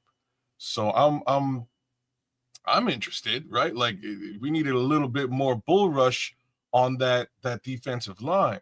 So I believe you're going to get that from Xavier Carlton. I believe you're going to get that in spades with Shemar. You're definitely going to get a whole lot of that from Grady Jarrett. They're going to be hopefully with any knock on some damn wood here. There should be a lot more pressure coming from the inside of this defensive line than ever before. And that flushes to the outside. Let me piggyback on that for you, kids. Yeah. For those that are very concerned about the inside, from the looks of the players being acquired, everybody's versatile and can play inside and outside. But if we want to look at the inside between Grady Jarrett, Chris Williams, Ford, I'm forgetting somebody, but there are bodies in there. It's not like we are lacking in that position. Not all of them are known or have made a name for themselves yet, but there is a lot of young talent on this defensive line. I will say this too to you guys that was like I don't know that I can say I was upset because we didn't draft an edge because I knew the whole draft. This is the thing. You're looking at a player like Xavier Carlton, and you still got that question in your head of why Dennis Allen didn't draft an edge rusher or Poles didn't draft an edge rusher for Dennis Allen. You look at a player like this, and there's a multitude of other guys that didn't get signed or didn't get drafted that are out there, and you understand why. This goes back to me saying over and over, man. It's just not enough players that get drafted. You know, now every last one of these guys that have to live through that badge of I'm a UDFA. I didn't get drafted. They got to live with that. You know, as a competitor like I am, I wouldn't want that title on me. But now you got it on you. You got that badge on you. Now you got to wear it. Now you got to work through it. Now you got to work that motherfucker off you. And so they knew that Xavier Carlton was one of those guys that could probably slip out of this draft, and he was a priority free agent signing, UDFA signing. He's one of the first guys on this list. He's one of the guys that I really kind of pounded the table about. I was like, this is Dennis Allen. This is Dennis Allen 110%. What just happened here? Work that motherfucker. My bad. That's work that motherfucker. But yeah, this guy, we'll have more to talk about when it comes to Xavier Carlton. This dude is gonna be, he's a force of nature, man. You watch the film and do the Nomad Network thing, you guys. Go to the tape. Go straight to the tape. Any one of these guys you want to look at, just have something to talk about when next time you come back in the chat. We know what we got on the roster now. Now we got to have the conversation about how is it going to fit? Who is he going to have to tangle with to get a roster spot? And I think this guy's, you just listen to him. Do me a favor. Do me one more favor. Go and look at some interviews of Xavier Carlton, and you'll get a sense of what kind of character this guy got. It ain't that choir boy kind of mentality. It's the determination that he was raised with.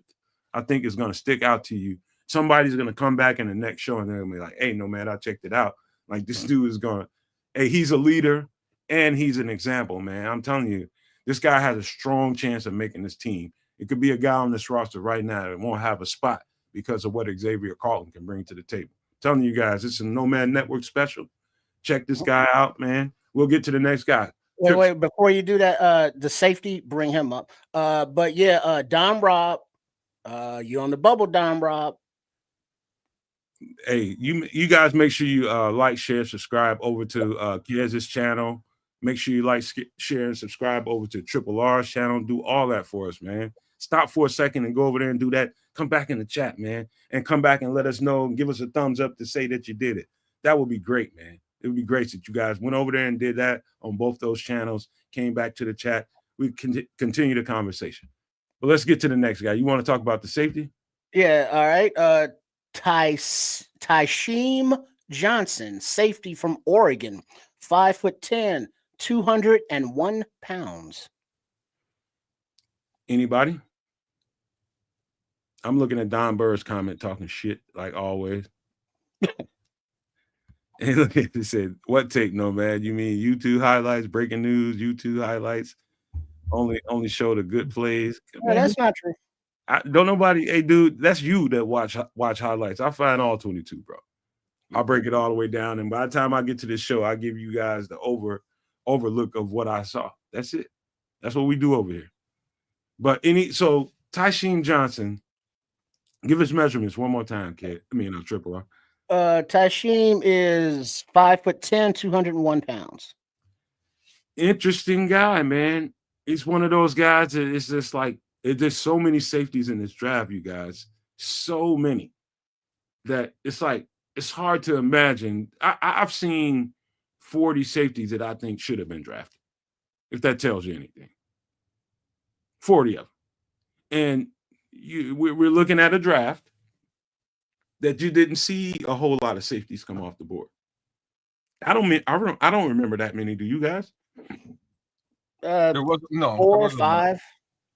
Wasn't a lot. I mean, Xavier Watts made it to. I think he was pushing 5th round. And Ransom went. He was like the 5th guy to go, I think. Yeah. This guy right here is an Earl Thomas type of guy. He's a very physical box safety. Let's be real specific about that. He's a physical box safety. Can tackle.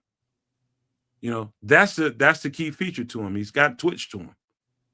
Range, I haven't seen enough to be able to tell you and give you a qualified assessment of that. I need to watch more. But this is what happens when you just get out of a draft and they sign a boatload of UDFAs and you have to come and do a podcast and talk about some of these guys. I can give you an overview of what he is, and I can see right away what they like about him. It's the twitch, it's the physicality, and it's the. I think you can move him around a little bit. This guy has no problem playing in the box. He's not a rangy guy whatsoever, but the physicality, the ability to be able to be twitchy and tackle, move from 1A to 1B, and make a play on the ball. That is the feature that I see so far in Tysheem Johnson. I think the physicality is really what sticks out to me. Who do you think he's pushing? Jaquan, or don't call him Mr. Biles, Jonathan Owens? It's definitely Jonathan Owens. Definitely Jonathan Owens. You know, if you want to be real about it, Jonathan Owens, I think they like the guy because he's basically Jonathan Owens. Just younger and cheaper. Yep. You just keep that on the practice squad. Worst come to worst. And if something goes sideways with Jonathan Owens, you can always elevate him and utilize that talent when you need. That's what you call depth, right? Especially in a position that they generally don't carry a lot of humanity at. You keep that on the practice squad, and away you go. Settle down, Dodgy. Settle down. I've seen him. I just didn't break him down. I've seen him a few times. I watched the whole Oregon roster pretty much. He just wasn't a guy that got the three stars in the circle. I'm gonna have to coin that. You get 3 stars in a circle, you're a bad motherfucker. 2 snaps up in a circle. Hey, girl. Elijah Hicks might be one of the guys you need to watch out for. Of his spot. Just looking at his tape again, he will, to the best of his ability and weight, he's bringing the thump, so he's gonna stick his head in there. That's exactly what Jaquan Brisker brought us, right? But he's not huge, which means that you may want to think about just some of the things that Brisker's going through in terms of his weight, but his ball skills are phenomenal.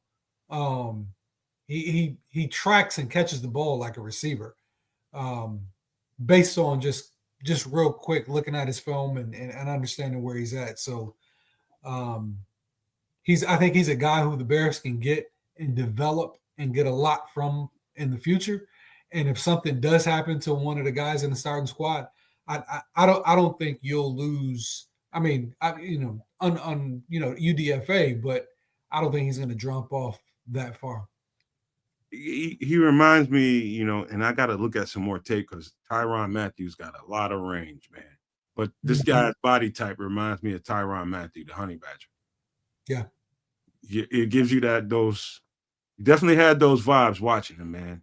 And knowing that Dennis Allen's attracted to him, that's going to just make me watching the tape and the evaluation process of him a little bit more dynamic now that I have something like I don't know. I have something to kind of go off of now. I know what I'm looking at, when I start looking at his tape now. It definitely pares down the process for me. And you guys probably feel the same way when you start looking at him. You start thinking honey badgers like I did. Just look a little closer. Any other thoughts on Tysheem Johnson, safety out of Oregon? Sophisticated thoughts likes him. Oliver likes him. And who is that? Somebody that James Weston likes him. Man, dude, this part of the year, anytime that the Bears sign a football player, I'm like a kid on Christmas, man. Because I wanna get into seeing what this player is and what he can bring to the table. This is great for me, man. I just love this, man. And so I see nothing but potential with these guys. And it tells you a lot of things when you think of, okay, they got out of the draft, and we talked about safety kids all off season, bro. All off season. Trip, you know this. We talked about safety. Okay, they're going to draft a safety. Okay, they're going to draft an edge rusher. No, they didn't. But what did they do right when the offseason started? I mean, right when the draft was over. Prioritize signing a safety, prioritize signing an edge rusher. Why? Because there's a whole hell of a lot of them in that draft that they liked, and they knew a bunch of them would slip and fall into outside the draft. That's what we're looking at here. They gambled, and I think it paid off. Well, that's the sad thing about everybody's opinion. It's like, oh, Poles got outclassed. Oh, Poles thinks he's the smartest guy in the room. Oh, Poles didn't know how to react when we were about to be on the clock and all the running backs went. Poles panicked. This draft and these UDFAs are athletes.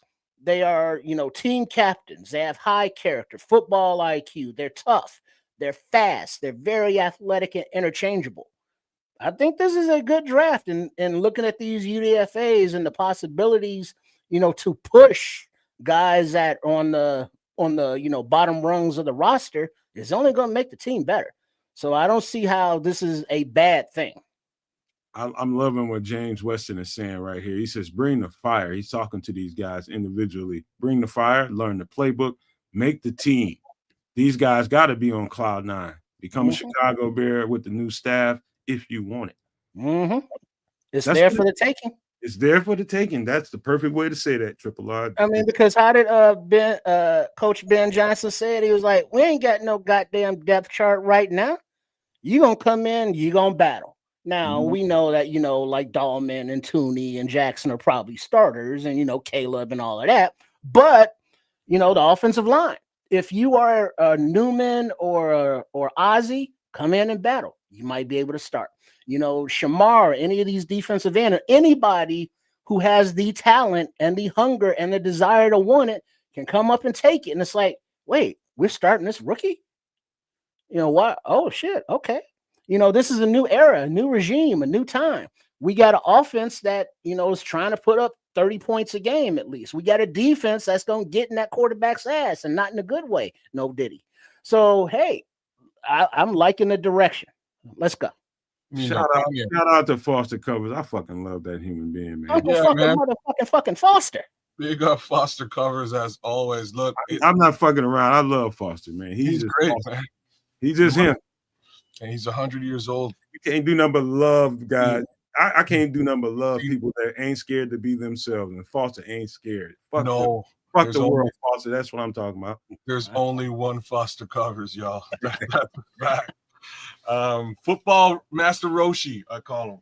All right. What we got something else, kids? Are you ready for the next guy? No, we can go to the next guy. Really, all right, I guess we're moving over to the offensive side of the ball now. Who you want? Well, let's get the kickers and the long snappers and shit out the way, man. Get the teams out the way. Look at you, get that bullshit on out of here, man. Hating on his teams. Come on, snapper, man. Get this motherfucker on out of here, man. Now, Luke Elkin, long snapper from Iowa. Is it? Wait, hold on. I gotta find. Oh, there he is. Iowa. I thought it was Iowa State, but it's Iowa. 6 feet, 233 pounds, and his claim to fame. He was the long snapper for our punter, 4th round pick last year, Tory Taylor, there at Iowa. He's a great hiker of the football. Any other question? Well, let's move on. Like the only comment that I'll make is I guess they're moving away from the other 2 long snappers we had available from last season, and in doing so, they actually saved a bunch of money. Just bringing this guy as a UDFA. So, right on, Luke Elkin. You go. Go ahead. You got something. He's struggling. Like, what are we going? Hypnotized. What do you got? You got something? No, I mean it's great to have a long snapper on the team. That's fantastic. Somebody got to do it. That's the realest comment there could possibly be.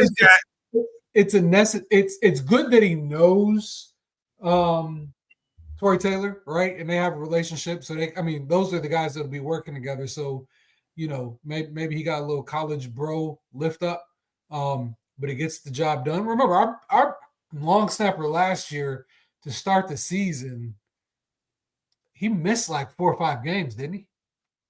He's getting a little older, man. It wouldn't surprise me that he did, but I don't know what the fuck he would miss games for. Ain't nobody doing shit to him. What happened, man? You had a hangnail? I didn't track that. You had a hangnail? What happened, man? It'll get done. It's a roster spot that must be covered. He knows them. Okay, let's move forward. We've already spoken too long on this guy. So anything else on the long snapper, man? yeah. God, man. Welcome to the Bears. He'd be lucky. He'd be lucky to eat with the regular team, man. Oh damn, he got to eat in his locker. That's You fucked just up. mean now. He just, man, I can't do nothing with that guy, man. Smell an athlete's foot with his sandwich. Hey, what you doing, man? You just be glad you're getting a contract, man. Hey, man, you're not riding with us on the bus, man. You going somewhere. Drive your own shit.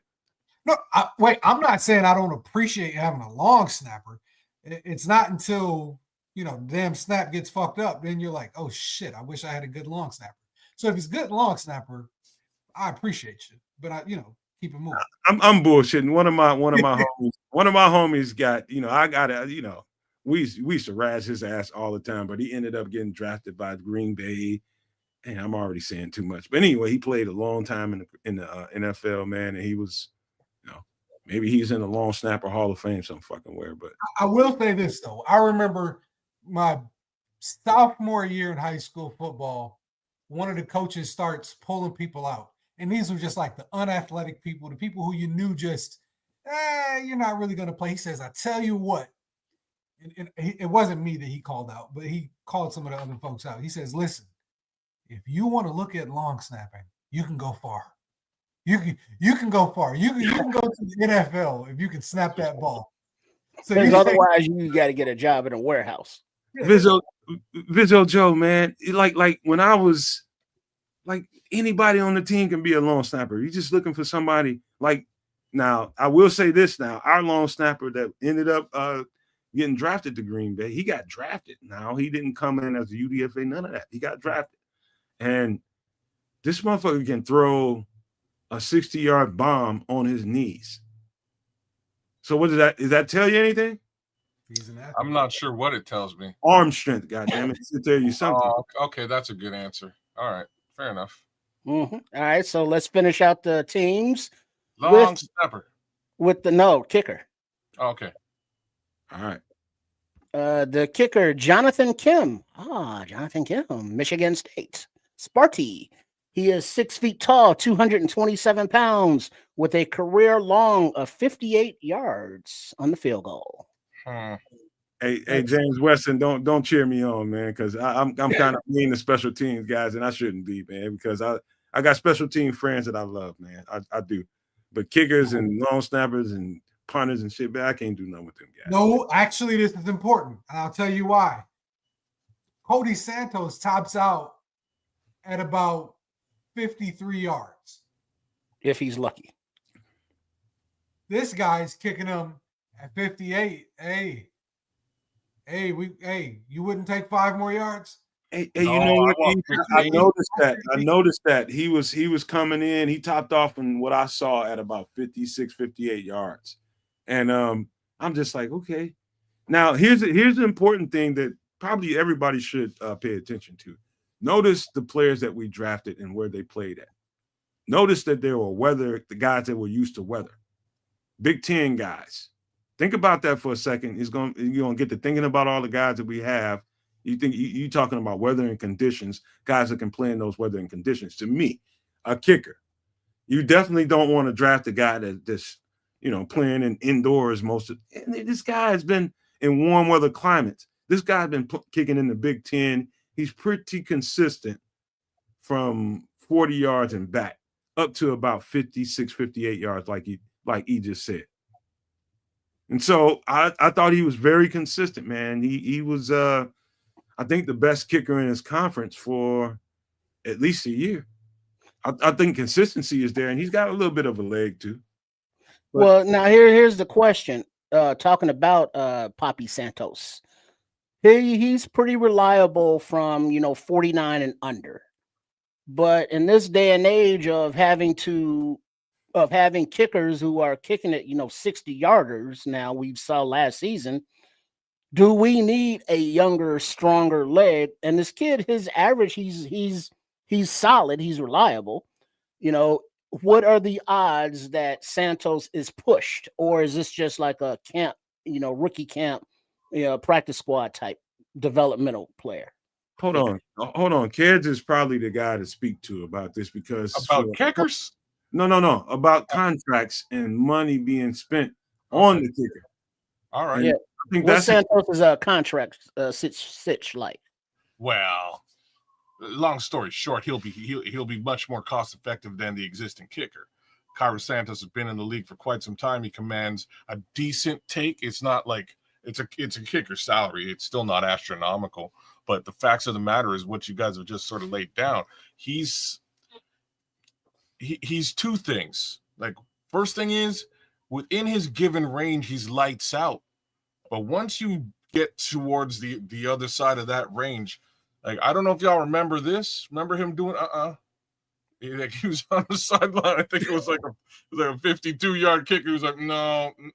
well, you can't be mad at that. You can't be mad at that. At least He's he real. knows. He's telling you the real. You're right. He's being honest. He's telling you the real deal. He knows what his range is. The flip side here is this: it ain't easy to kick in at Soldier Field. It's not fun, and like Robbie Gould will tell anybody who's asking that, right? So far, we kind of have to give it up to Cairo Santos for being able to be pretty well lights out within his range. So the question is, can Jonathan Kim be lights out within that same range? And can longer? You know what I'm saying? And can he add that additional maybe 10 yards to what we were getting out of Cairo Santos? Personally, I'd be looking for somebody who'll give you 15 more yards, because I don't know if y'all were watching kickers last season.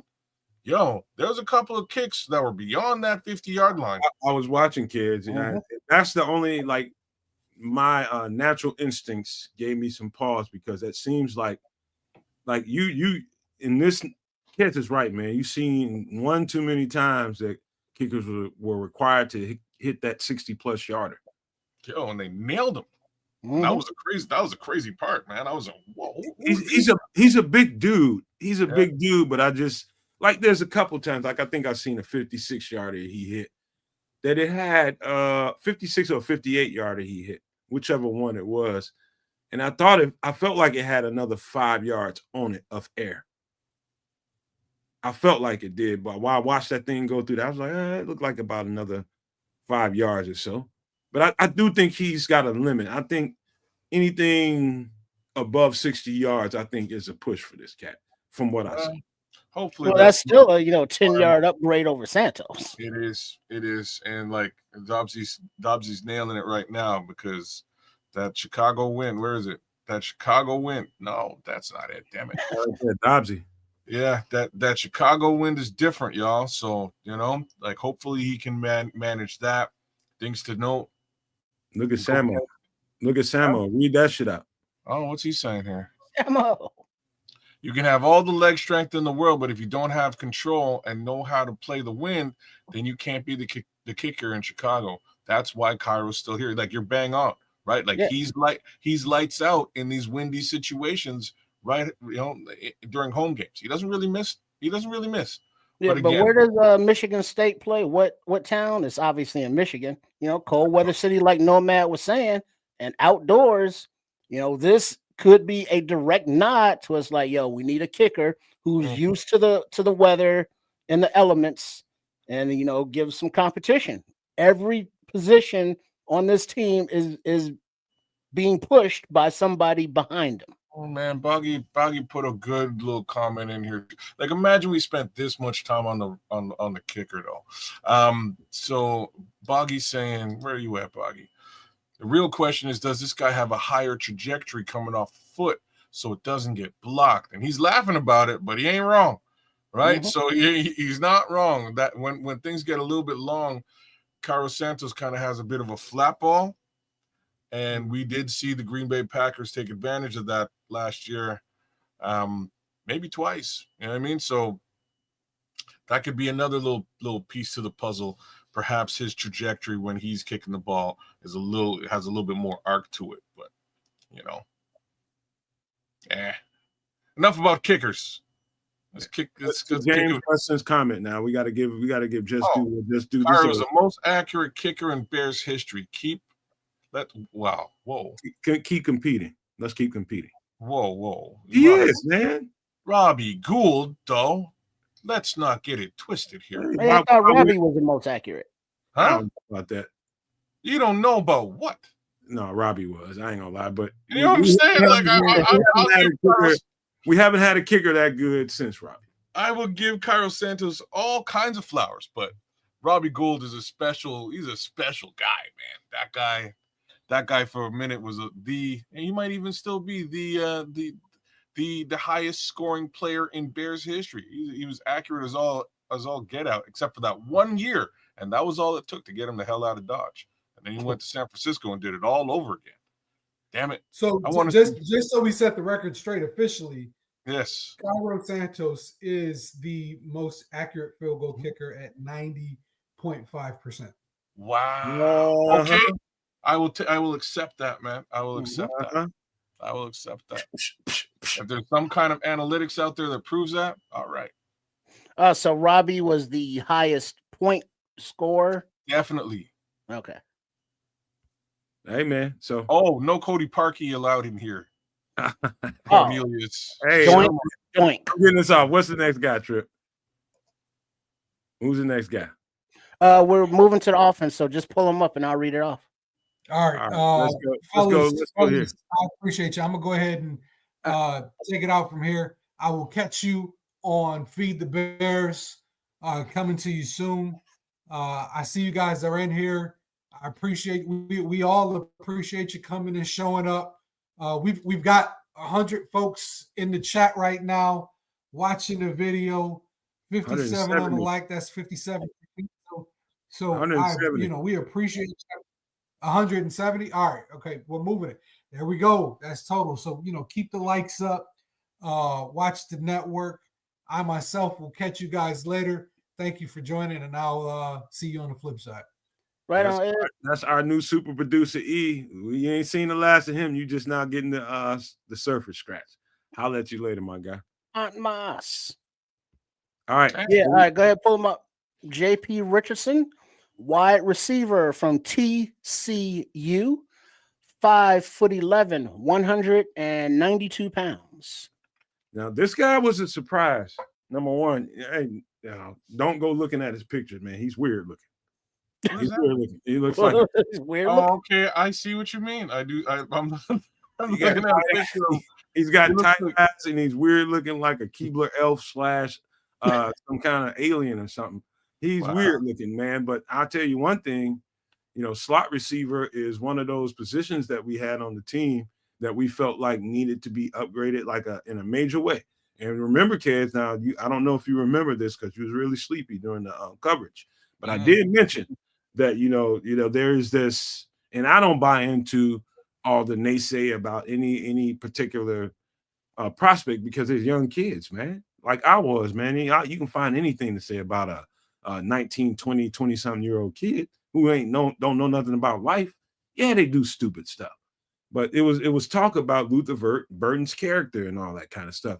And I said during the show, I was like, if there's talk about that kind of thing, what they'll do at some point in the draft is draft a guy that can help compete against him.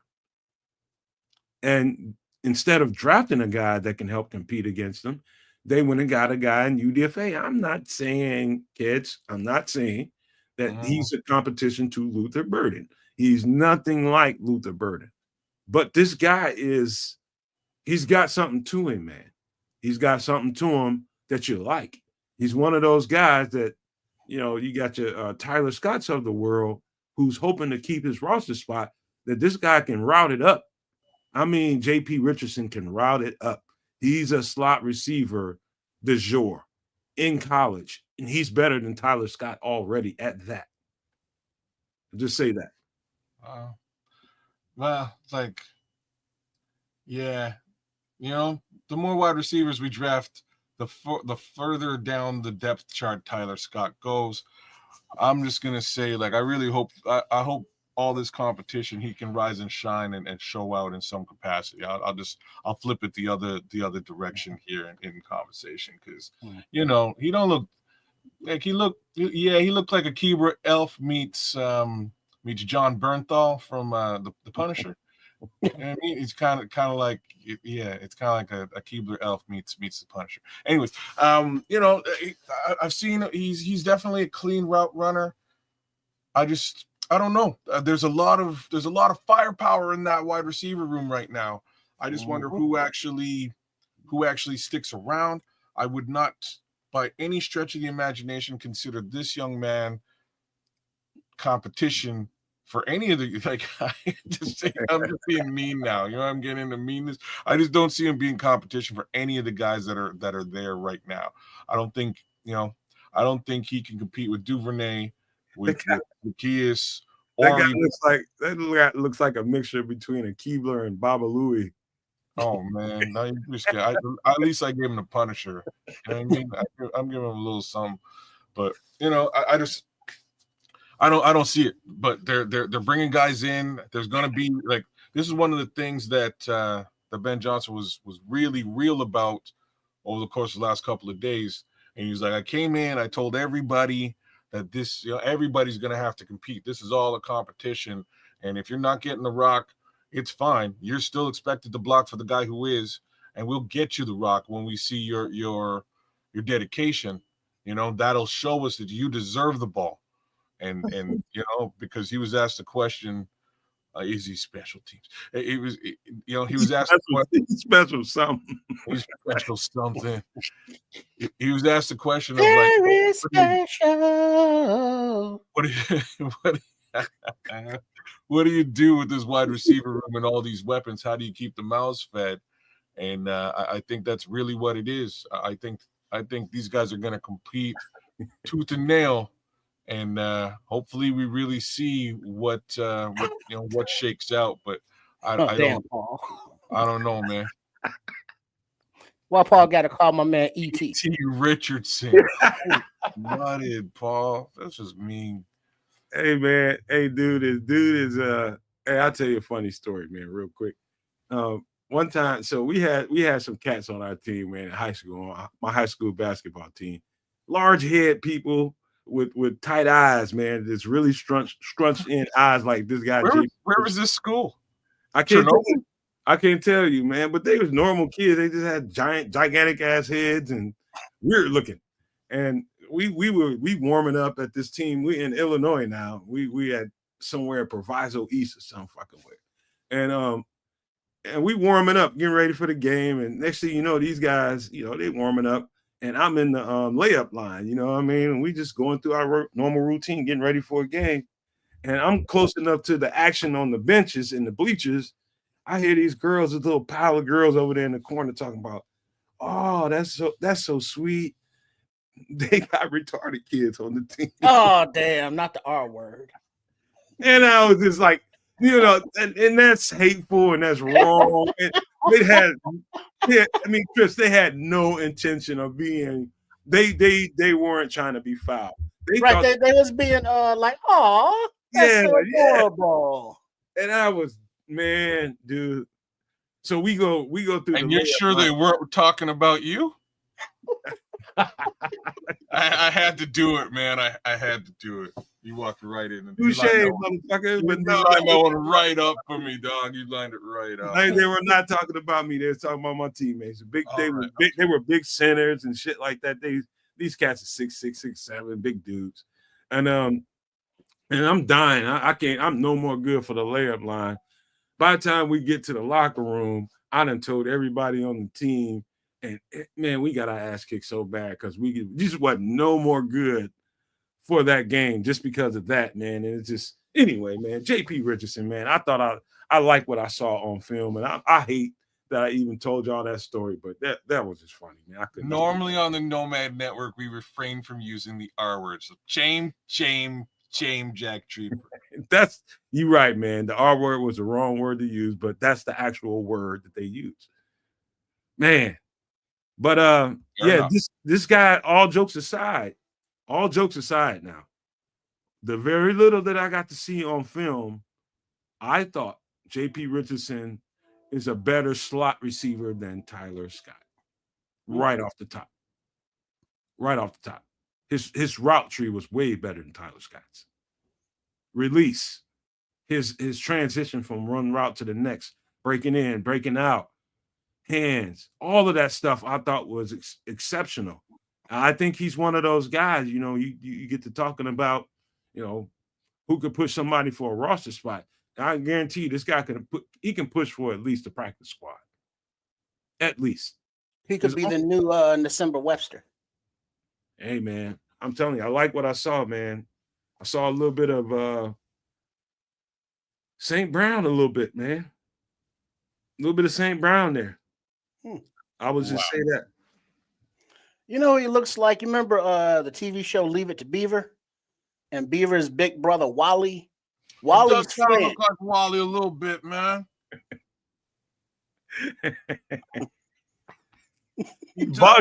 Boggy, man. Stop being mean, man. Oh, in all seriousness, dude can look like Sloth from the Goonies if he puts it down on Sundays. You know what? Yeah, Boggy. Right? Y'all done took this to the wrong level, man. Come on, Boggy. Don't be mean like that. That's cold-blooded. That's cool. You done took it to the wrong level, Boggy. Come on, cuz. No, don't do that. And Sloth was a cool dude. He was just misunderstood. What was that candy bar that dude like to eat? Was it Three Musketeers or was that it? Baby Ruth. Was it a Baby Ruth? Yeah, that's what James Weston said. Baby Ruth. Baby Ruth. Strong. Let me get this guy off the screen, man. Who's the next guy, man? Holy crap! All right. Let me go to this. All right, wide receiver Jade Walker, Texas A&M, 6'2", 199 pounds. Now this one kind of Jade Walker from Texas A&M. This is the second guy from Texas A&M that we've signed, including what's his name? Shemar Turner.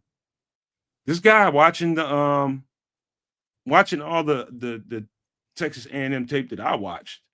He's one of those guys that stood out. Like he's not extremely fast. He's an average speed in this day and age. Like if he played in the 70s or 80s, he probably looked like a fast receiver.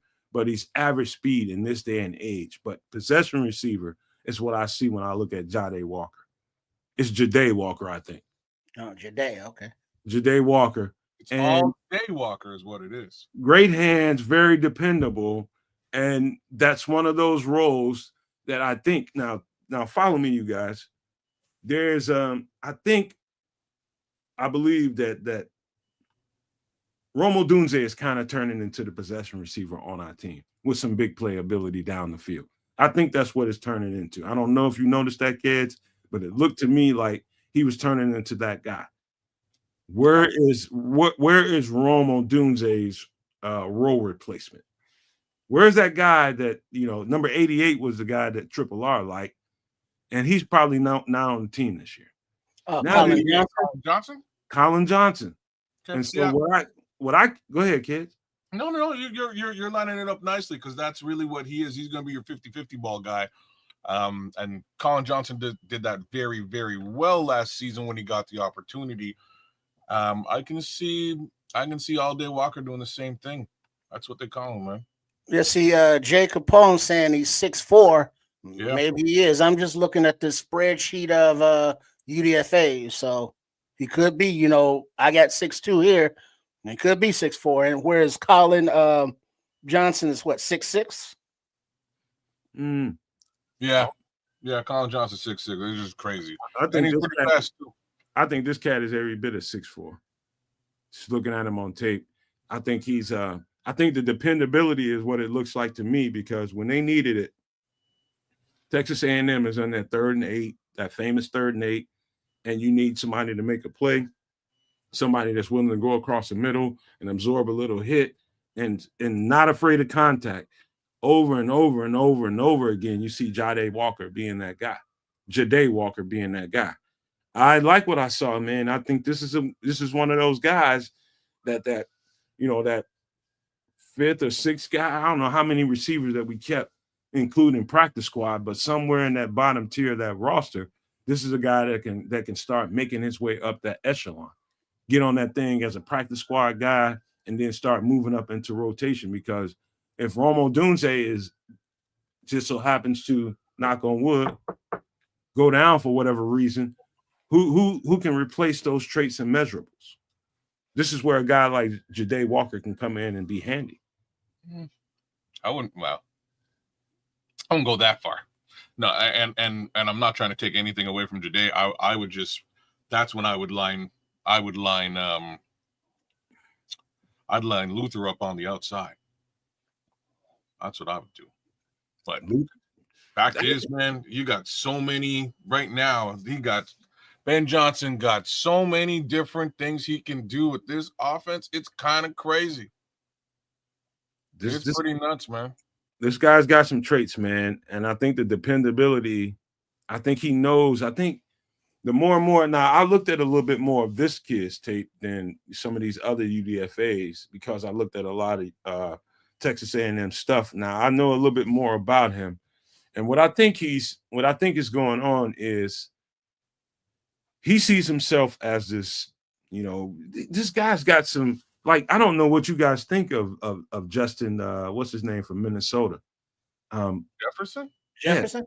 Justin Jefferson is no speed burner. He's not going to blow the top off anybody's defense. Even though he blows the top off of people's defense, it's because of his route running ability. This guy's got some similar stuff to him. He's not that burner, but he'll tear your ass up and keep that chain moving. So I was impressed by him, man. I like this kid. In comparison to JP Richardson, he's an X or Z. As versus, JP Richardson, he's definitely going to play the slot. But I think in Ben Johnson's offense, what you noticed about what they do, if you watch enough of that tape, you notice that they all kind of are interchangeable at the receiver position. You might see one game, what's his name? Amon-Ra St. Brown working a lot of slot. And that's where he sees the advantages. They see the advantages on tape, and he'll work slot this game. In other games, he'll play X or Z, and somebody else will play the slot. I think that's what we're getting ready to build here. You'll see DJ play the slot. You'll see DJ play X. You'll see DJ play Z, depending on what the matchup brings. Now, what you need is somebody that can bring these certain characteristics to the table. If something happens to, again, knock on wood, Rome Odunze, who can bring that skill set to the table? I think that's the particular reason why this guy was signed as a UDFA. I think Ja'Day Walker is here to see if he can, kind of body up and kind of emulate what Rome Odunze can bring to the table. I don't know if you guys see it that way, but that's the way I've seen it when I looked at him on tape. Yeah, like James is saying there in the chat, between Ben and Dennis, I think they want everyone interchangeable. That's on both sides of the ball. Wide receivers, defensive line, offensive line, safeties, defensive backs. The possibilities are so numerous when you have interchangeable parts like that you can find those matchup weaknesses. Whereas, like, all right, we going at that dude because we have the talent across the board in every position, which is so different than we've been accustomed to for a while, having the competition in every room being so deep. It is beautiful. I like this, man. And here's the beautiful thing. And I'm before we get to the next guy, here's the thing about being, this quasi scout, what we do over here at the Nomad Network, trying to figure out what this regime is going to want to do. You can only grab a piece from here. You can only grab a piece from there. And you go into your evaluation process based off of those pieces that you just grabbed. And as the process moves forward, before we get into the season, they've gone through free agency. They've gone through the draft now. Now you're starting to see a picture develop in front of you. Now the blur is starting to go away. Now you're starting to, the images is getting a little bit clearer. Now you can see why someone like Ja'Day Walker would be someone that they would kind of target or covet as a priority UDFA. He got signed right away. That means he was a priority UDFA. I think, and you guys can tell me if I'm wrong, I think this is Romo Doomsday 2.0. That's just what I think. We shall see. Like I said, this wide receiver room is very, very, very deep and thick. And I think that's, just like these guys are saying, I think that bodes very well for Ben and Declan Doyle to be able to just flip the script on teams. Okay, well, you've got your best corner on what you would think is our best wide receiver. Let's move him into a slot just to drive you crazy. Throw a little motion in there.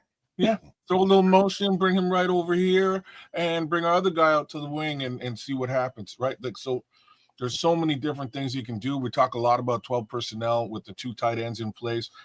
Maybe we just switch to 11 and give Colston his opportunity to sort of start, and it's a mismatch, right? Now you got some other things going on. So many ways to flip the script here. Mm-hmm. I'm intrigued.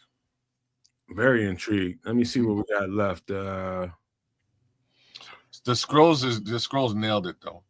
What he said? So he said DJ will be demanding a trade by mid-season. and I hate to like. I'm sorry. I hate to agree with this, but God.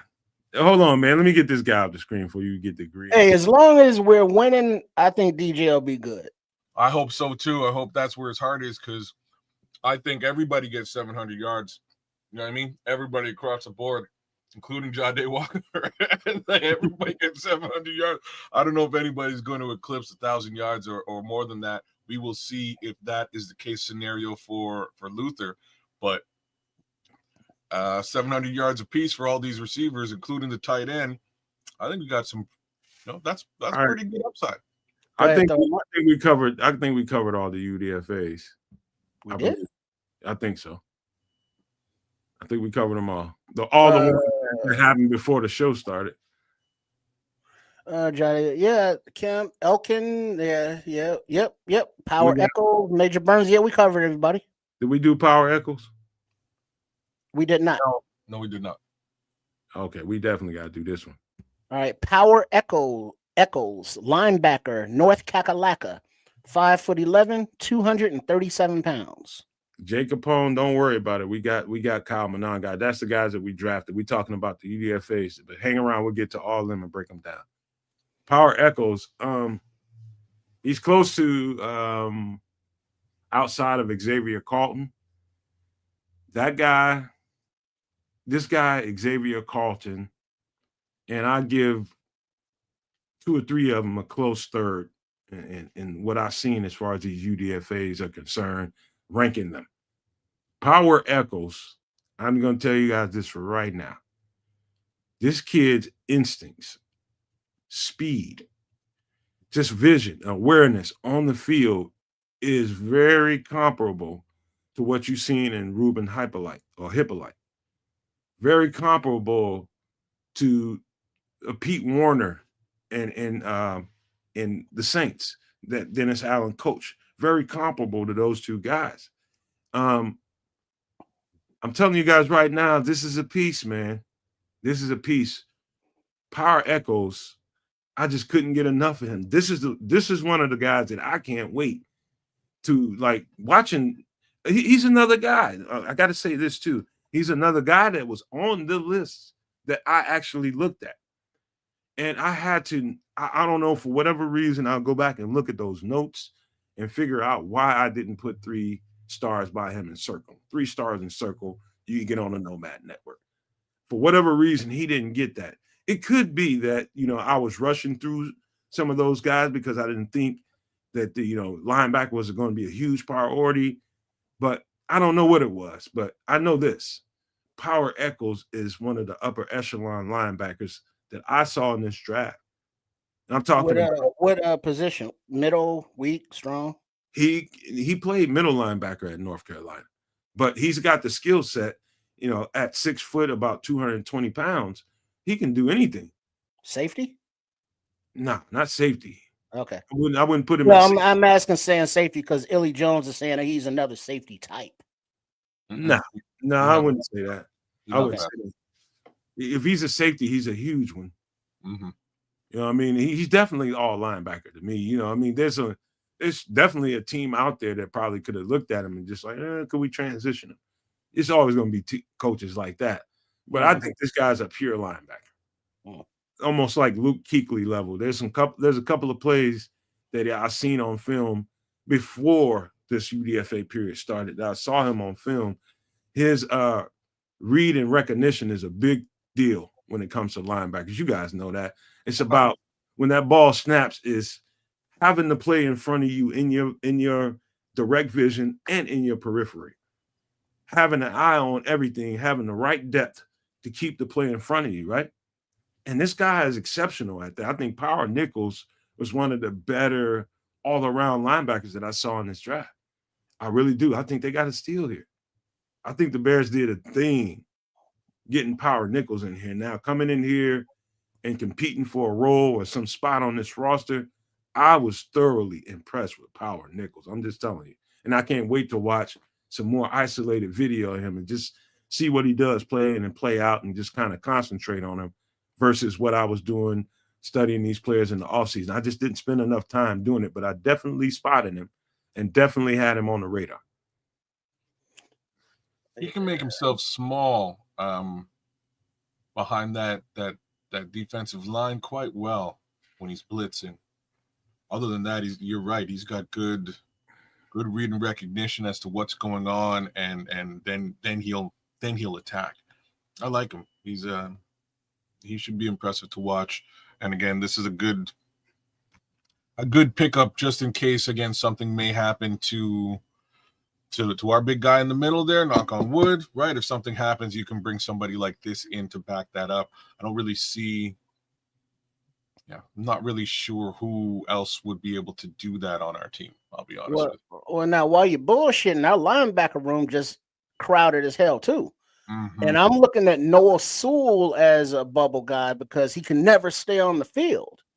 There's that guy number 50 kid. I mean, Triple R. Don't forget about him, who I was high on when they brought him in here. Wait, who's that?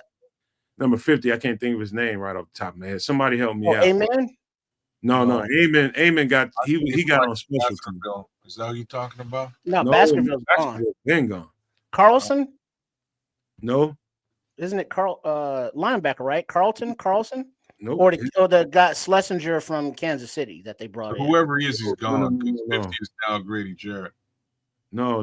This kid's from UCLA. On the team now, linebacker? He was wearing number 50. He gone. Yeah, but this guy he's slowly. One thing I could tell you about the Chicago Bears roster, it was players that you didn't ever really get to see, or you didn't get to see enough. Hence, Kids and Eamon Agbagmamiga. There's some linebackers on this team. Now, what you see going on with the addition of Power Echols and Ruben Hyppolite, you're seeing Dennis Allen start to kind of insert his guys, the guys that he wants to work with, and the guys that he sees that fit his style, the speed of his defense, the physicality of his defense. Just what you're seeing is him coming in and starting to slowly, all right, let me see what my guys look like versus what Flus's linebackers look like. Let's see if any of them can match what I want from these linebackers. But that's a great linebacker room. I think we have some of the better. You got Eamon Agbagmamiga and guys like that on the bench. You got a great linebacker core. And there's Berlissimo out there, man. Shout out Berlissimo, man. We would have really loved to have you on, either today or even yesterday, just to get your take on some of this, because we know how deep you get, man. But we'll figure a way to get you on, man. Yep. Yes, sir, Berlissimo. I definitely sent you an invite. But this is the last thing I would say about Power Echols and the whole Dennis Allen conversation is definitely he wants to see. He doesn't want to flush those Flus linebackers down the toilet yet. He wants to put them in a room versus his linebackers that he sees in a different way and see how they match up. Could be a linebacker or two that they keep, but he's definitely bringing on his type. Definitely. Power Echols fits his to a T, man. Great tackler, great sideline to sideline range, the field awareness, and just the IQ and spatial awareness is great. Great in coverage. really good in coverage. That was definitely a trait that I saw about him. And I know I'm going on and on about him, but that's how impressed I was with Power Echols. All right. Mm-hmm. All right. Now we got to talk about some actual guys that we drafted. Let's get right to the top of it, man. And let's get to Colston Loveland. Guy that we did over here at the Nomad Network. There's probably 1.5 shows where he was talked about heavily over here. And I widely considered him as the best receiving tight end in this draft. And I stand by that. I think he's a giant receiver. He is.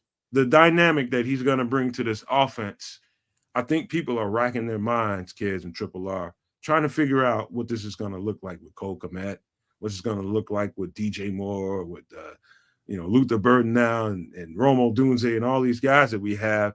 Carl Jones. I don't want to get so wrapped up into the ball distribution conversation, and I just want to isolate this conversation down to what Colston Loveland can bring to the table. He's definitely a blue chip tight end. I think he's like Travis Kelce, and I think he's got more top end speed than him. Oh boy, that's a good comp. Like I usually hate comps like this. You know what I mean? When we're really reaching. You know what I mean? You're talking about the number one tight end in the league for many years, but this particular kid has a good amount of wiggle, a lot of hip, and breakaway speed. All three of those things kind of look to me like a Kelce / Gronkowski type situation, and hopefully that's exactly what it amounts to. That's my look at Barry Lee's saying he runs routes like Keenan Allen, gets vertical and horizontal separation easily. The separation it's so evident in the film. It is real. It's very evident. You see, he'll just sort of swivel his hips and he's got 5 yards on you, and hopefully that ball's coming, because if it is, he's gonna take off, man. So I really need to see how this is going to be utilized in this offense, because I think it could be dangerous. Mm-hmm, definitely. Oh, and Nomad, the linebacker you were talking about, Carl Jones. Carl Jones, yes, sir. Thank you. Now he's wearing number 43 because Jared came in and big boy at 50. He took his shirt off. Who took it? Great Jared. Yeah. Oh, damn, I didn't know that. Yeah. Oh, so, that's weird looking. Yeah, I mean, defensive lineman wearing 50. There we go. That's dope, though.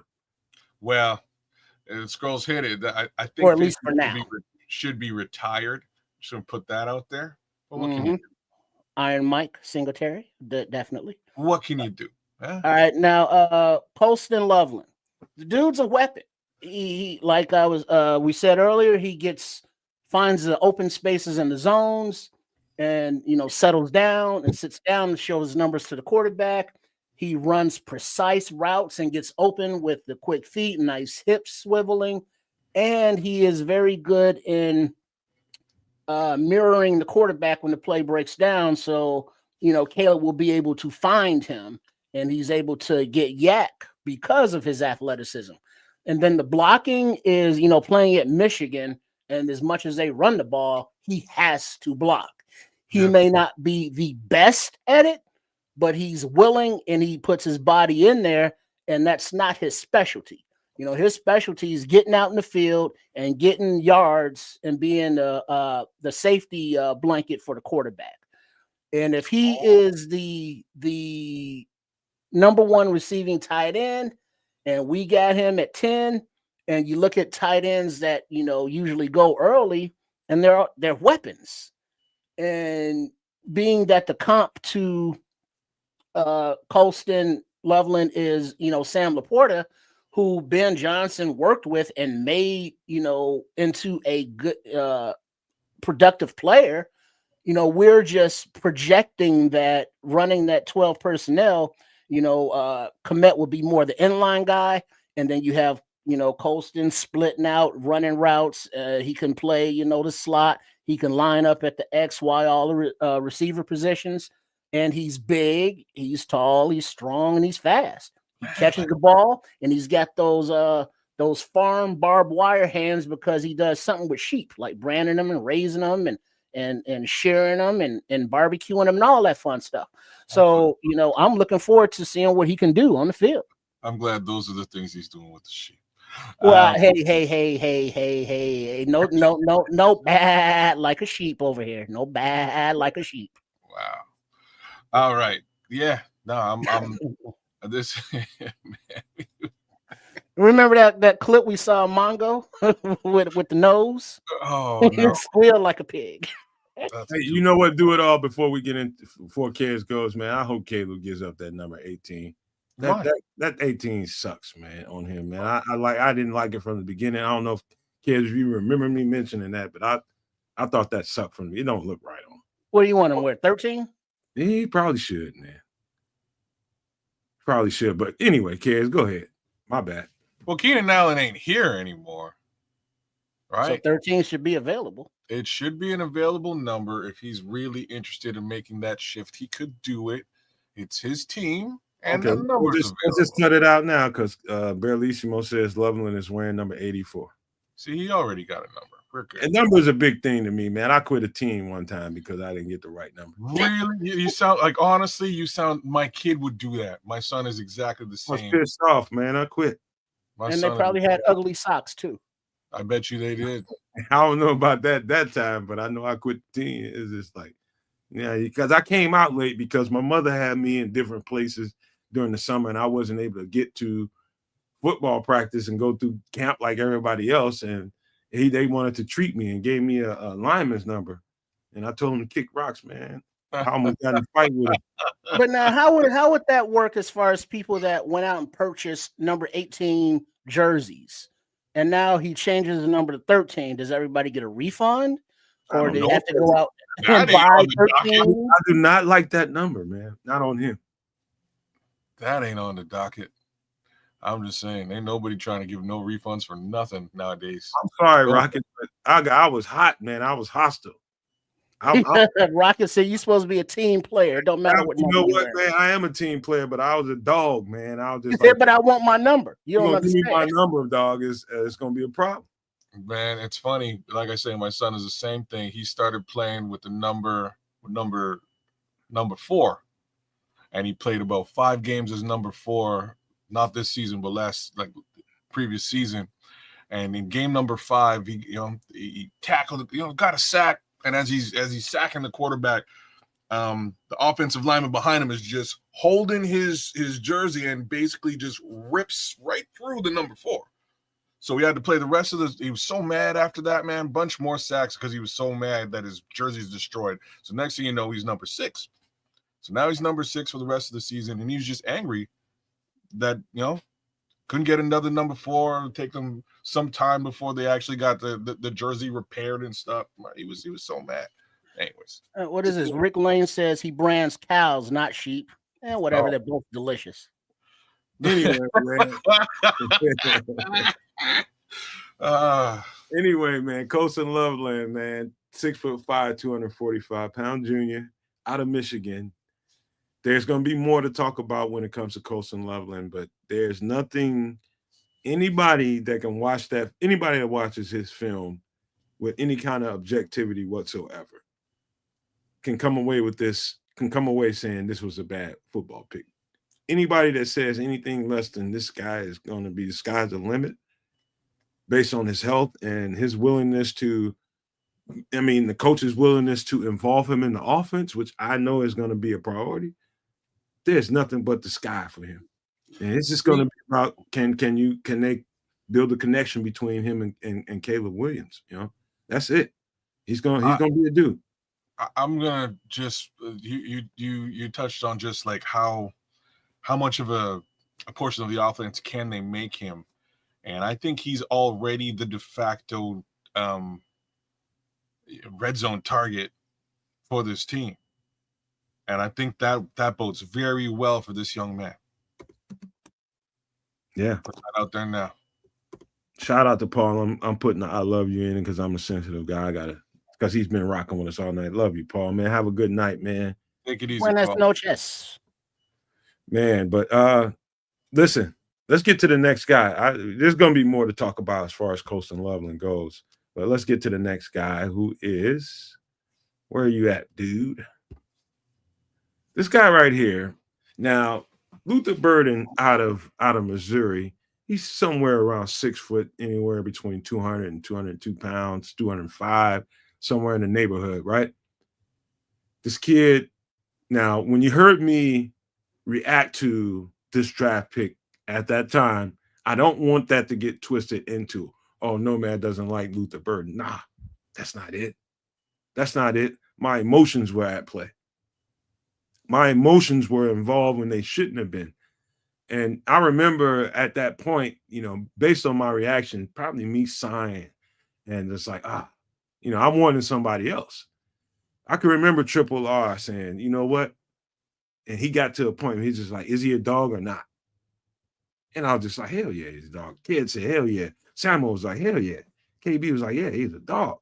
You can't take, like, he's a dog. We just drafted a dog. Y'all gonna start listening to old trips. And you were the neutral emotion at the time, Trip.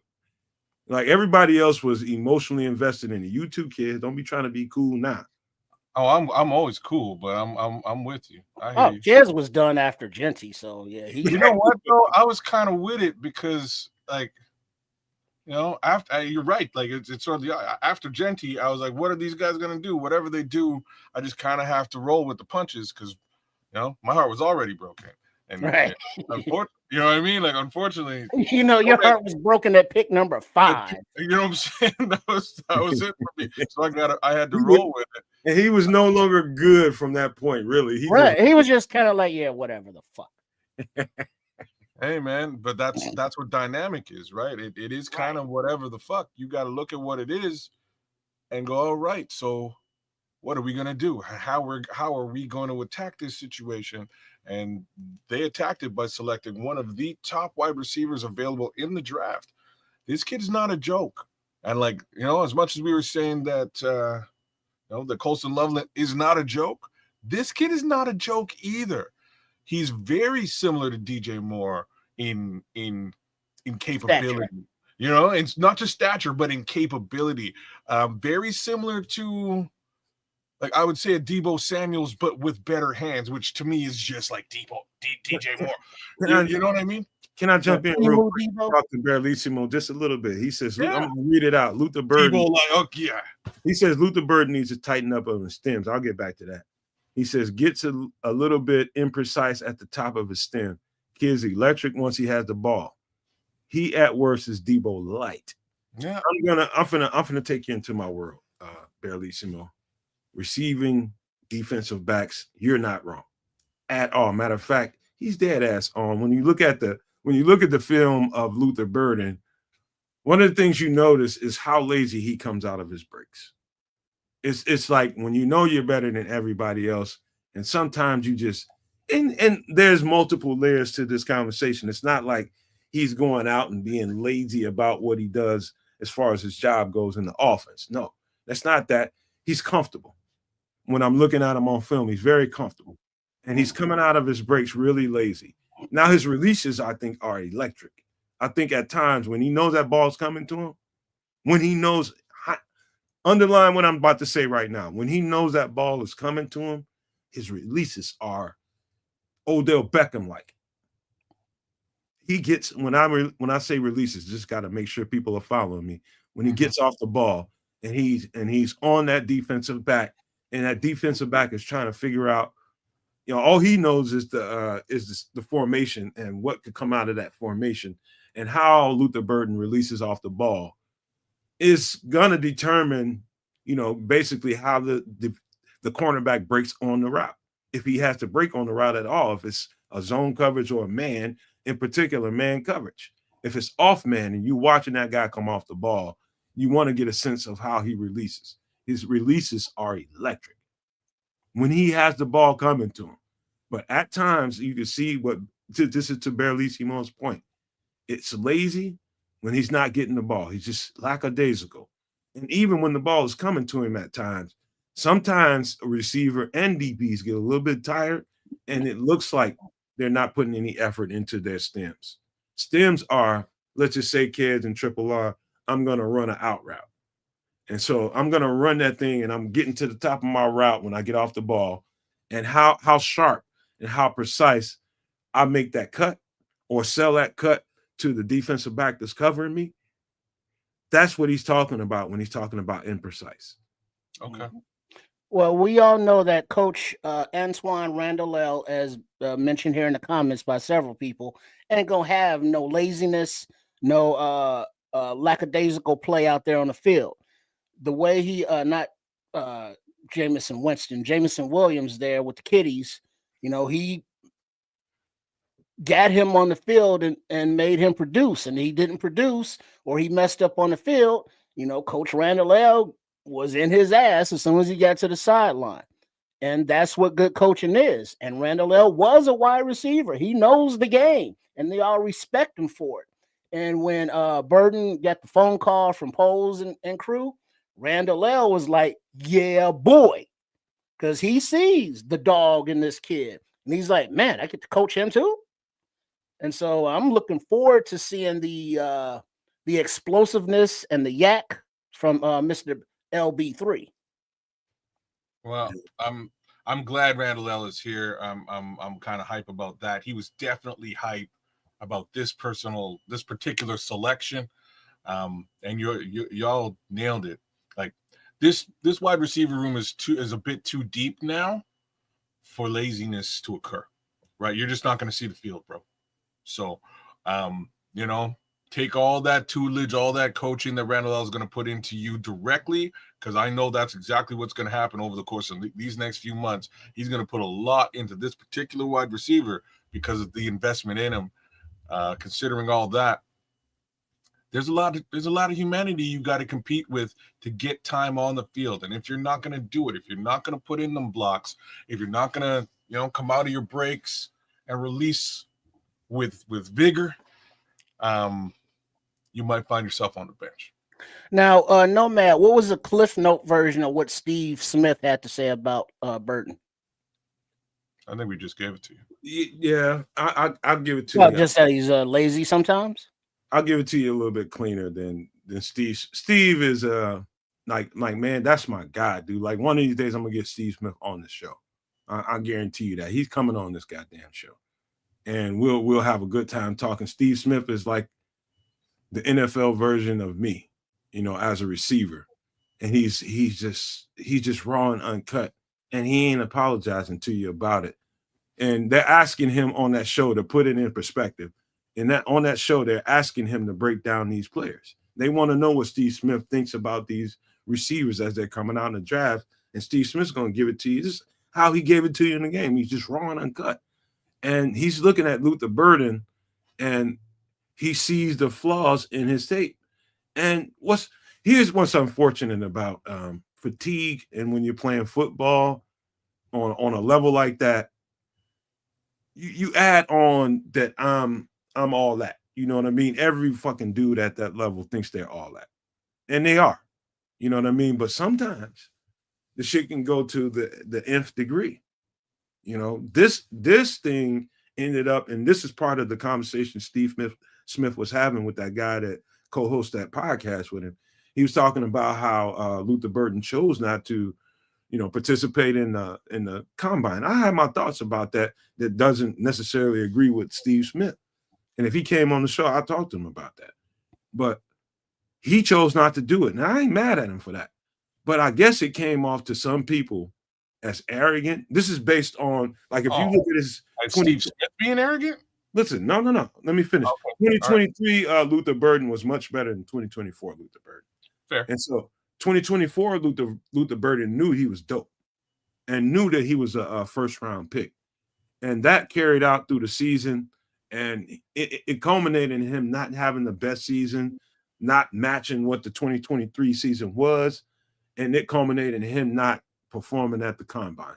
And so the powers that be in the NFL sphere, the whole conglomerate that makes up the NFL, that shit can come down on your ass like a boulder. Ask your Sanders. Luther Burden just so happened to be a victim of that. But to our reward, we got Luther Burden, but he got kind of, beat up by Steve Smith a little bit, but he wasn't wrong in his breakdown. He was just like, he's lazy. It goes back to what Barrelissimo was saying. He's got to clean up his route tree a little bit and his stems and making that break and selling that route to somebody. You can't get away with that shit in the NFL. It's got to be clean. It's got to be precise. And that's what Steve was talking about. And when the ball wasn't coming to him, how did he perform and what kind of player was he? I think we went there, and that's where it got a little bit heavy-handed. Steve slapped him around a little bit. Well, I like when Steve's a bit of a jerk because it tends to light a fire under these wide receivers out there. So call it like you see it, Steve, man. Don't stop now. Yeah, I love Steve Smith, man. I ain't got nothing but respect for that guy, man. I know me and him, I'd have been that motherfucker fighting him on the field. Literally, we've been in the middle of the field after a route, just fighting. Helmet on and everything. I'm punching his helmet because we the same kind of guy. You know what I mean? Ain't taking no shit off nobody. I love this breakdown. He was absolutely right about Luther Burden. Cool. All right, before we move on, Barrelissimo just hit it in the chat, but I will announce it as well. There has been another tryout invite. UDFA Isaiah Green, cornerback from Campbell, 6 feet, 200 pounds. I will take a look. Isaiah Green, huh? Yep. Give me a second. SMU. I will look at him. I love the DBs. Y'all know I love that. But let's get to the next guy. We got to who's the next pick? That was Shemar, wasn't it? See the Shemar or Ozzy? Oh yeah, boy. Shemar. Oh yeah. Hold on, where you at, boo? Boy, where you at? I gotta find a graphic. Wait. Let me get this comment in real quick from Samo. Seems to me like Luther Burden has been the best and most productive player on his team for so long that the coaches became soft on him and didn't want to hold him accountable. He hasn't reached his potential. That could be fucking true too. I don't know where you got that nugget from, but that's true too. I've seen that happen too. Where a guy, I walked into a situation like that when I got to college. Motherfuckers just got a certain kind of status, and the coaches kind of back up off you and ain't holding your feet to the fire and pressing your ass like they know they should be. Yeah, like if you're the coach's kid, stuff like that happens there too. All right, they're saying Ozzy was before Shemar. Oh, my bad. Let me get him up. I don't know what it is about Ozzy, but just the joy and the happiness on his little Zoom call on his face. He was just like, "Hey, how y'all doing? I'm a bear now." And I was like, "Oh, look at him!" But he's like a huge human being with that big ass baby face. Yeah, that's funny. Like, so my son's again previous team 2 years ago, they had a 16-year-old playing left tackle. He moved into the center position afterwards. Kid was 6'7.5". Just this monstrous child, and the face was so young, and you're looking up at this little baby. You know what I mean? Like it was crazy. Look at this kid, and I see this young man here, and it's quite the same. Looks super happy and stoked to be a Chicago Bear. His tape is sort of my answer to it is it's sort of vanilla. He does the things right that you want him to do correctly. Not a lot of mistakes, and that's really what you want from an offensive lineman. There's not a lot more for me to say about it, but I like what he put on film, simply because again, not a lot of issues there, and that's what we need. Yeah, he's a kid that can come in and compete, whether it be for left tackle or right tackle, how the coaches decide to split it up. He could be the swing. But he is a young piece that, if not this season, we can look forward to be a starter next season or down the line. And, this is the kind of kid, Boston College, got the pedigree, he has the skills, he has the size, he has the athleticism. He's good to go. I will tell you this, and I just sent an invite to Barrelissimo because I know I know this is Barlissimo's neighborhood, like Mr. Rogers. He loves these offensive linemen. And you know what? Let's skip to Shemar so that we can get. Hold on. He'll fall right on into place. Let me. Okay. All right. Let me spit my thoughts out about him, man, because I'll tell you the story once again. It's me watching Ozzy Trapilo early in the process and moving on to the next guy at a rapid. You're just trying to identify the guys and then come back and watch a little bit more. That's just my process. I don't know how everybody else does it, but it was extremely boring watching him play football because it was so clean, so quiet, great feet, great this guy gets off the ball and gets leverage. It's like this guy is really, when I say really good, I think he's really, really good. At 6'8", about 315, somewhere in that neighborhood. This guy is really good, man. I'm telling you guys, when an offensive lineman, when you watch an offensive lineman and you're starting to get bored watching this guy play, that means somebody's really good. Really fucking good. And I saw the highlights of him going up against your man Gelati. Ashton? Stonewalling him. Oh yeah? Yeah. Every I think this kid gave up, what was it, 2 I just sacks? put one in his I just put an invite in his Twitter, so he should. I think he saw it. I think the kid gave up 2 sacks over some period of time or something like that. Yes, he has, and he has powerful hands too. He latches on, and this it. That's it. You in jail, goddamn. You in jail, man. But the other little specifics about his game is the knee bend. Look at the scrolls. I know you read the same thing. Look like somebody put the Gerber baby's head on a left tackle's body. Yeah. And it's so true, man. It's so true. Hey, yeah, man. The motherfucker ain't got no chin and his head's round. He ain't got no chin and his head's round on top of it. He's just big face, everything. He's a weirdo. He looks like a weirdo too. I ain't gonna lie to you. Yeah, but he's got some mean to his game too. Extremely mean. I like finishing is part of what he is, man. Like this guy's got some tenacity to him and a temperament that I think can be contagious, man. You see that. Now you got to remember this tape goes back 4 months. You know what I mean? Maybe longer than that. 5, somewhere into the season, I started watching these guys. And I'm telling you guys right now, this dude's tape is so clean.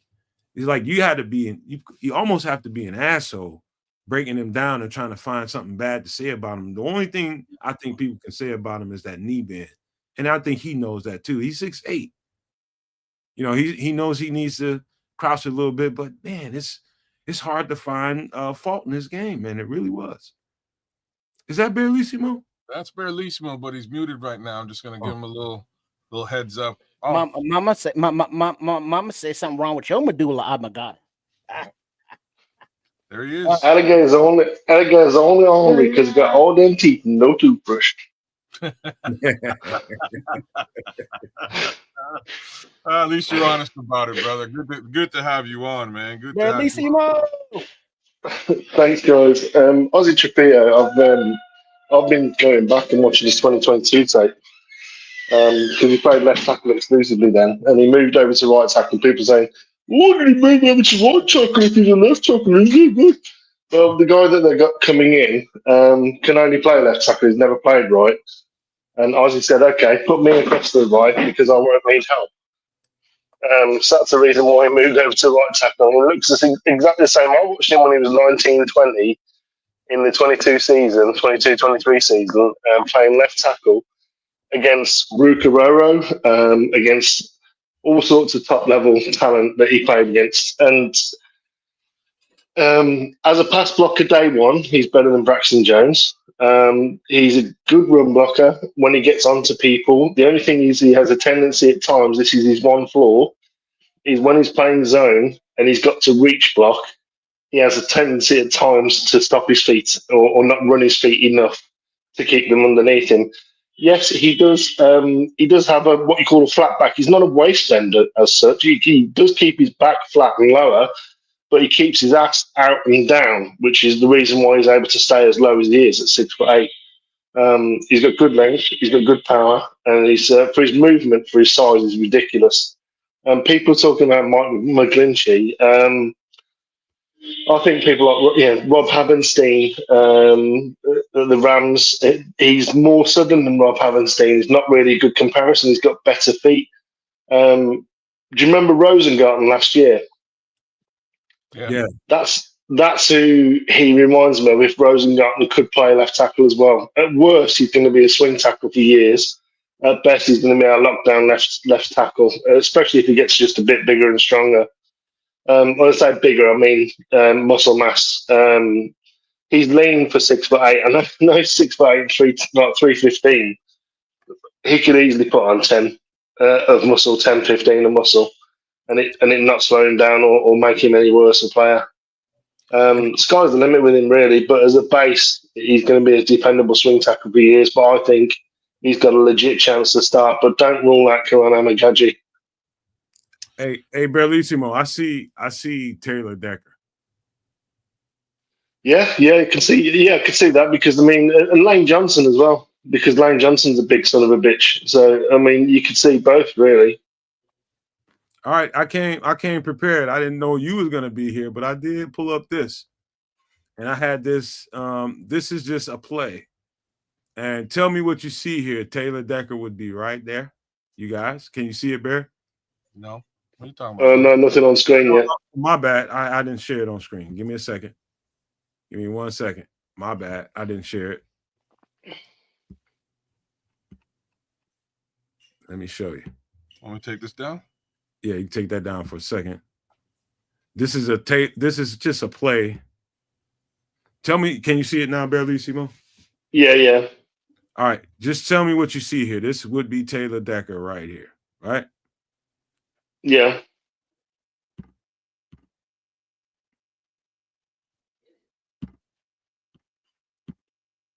You see the bend? So 45 set that's what I mean by the flat back, but the ass is low.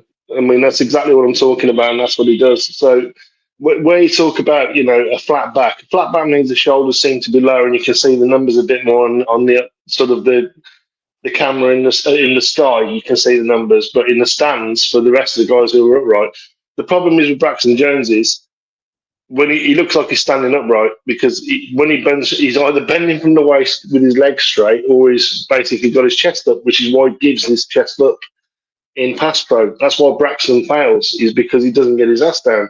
The difference you see here with Decker is his ass is down. Yes, his back is a little bit flatter, but the patience that you see there and the sort of the wingspan that's sort of saying to the defensive end, I want you to declare. He's not throwing his hands out. He's being patient. 45 degrees set.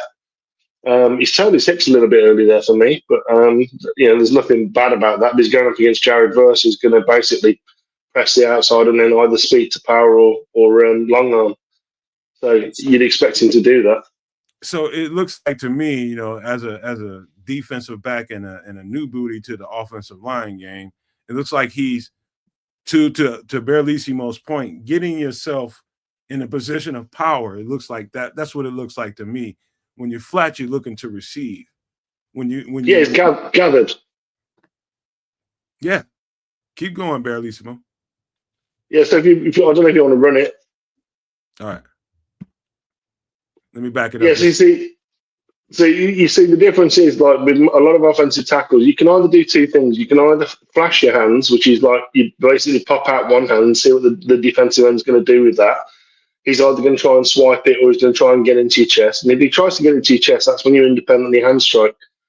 But you see he's just using his mass just to basically talk him and send him around the edge of the pocket. The only thing I would say is, as a critique here, is Taylor Decker actually turns his hips to sideline a little bit too early on this rep. So that's correctable. But at the end of the day, he just basically says to Jared Verse, okay, you declare. I'm confident whichever way you're going to go. If you're going to try and use power, I can anchor and I can reset, and you're not going to get me with power. And if you want to go around the outside, I'll watch you do that, and I'll send you around the outside. And my QB is going to be able to step up into the pocket because our guard, centre guard, is pretty damn good. And that's going to be the same with the Bears. I mean, people who underestimate Jonah Jackson, do that at your peril, because he'll bury you. I mean, Barlissimo, I have this radical thought, and this has always been a question for me. I don't I love understand. radical thoughts. I don't understand why coaches teach their offensive linemen, especially tackles, to be in the position to play kind of like, like you got to sit there and take, to me, and I think Braxton Jones, I mean, not Braxton Jones, but Darnell Wright, he's one of those guys. And I think Marcus Bowe is another guy coming out of the draft.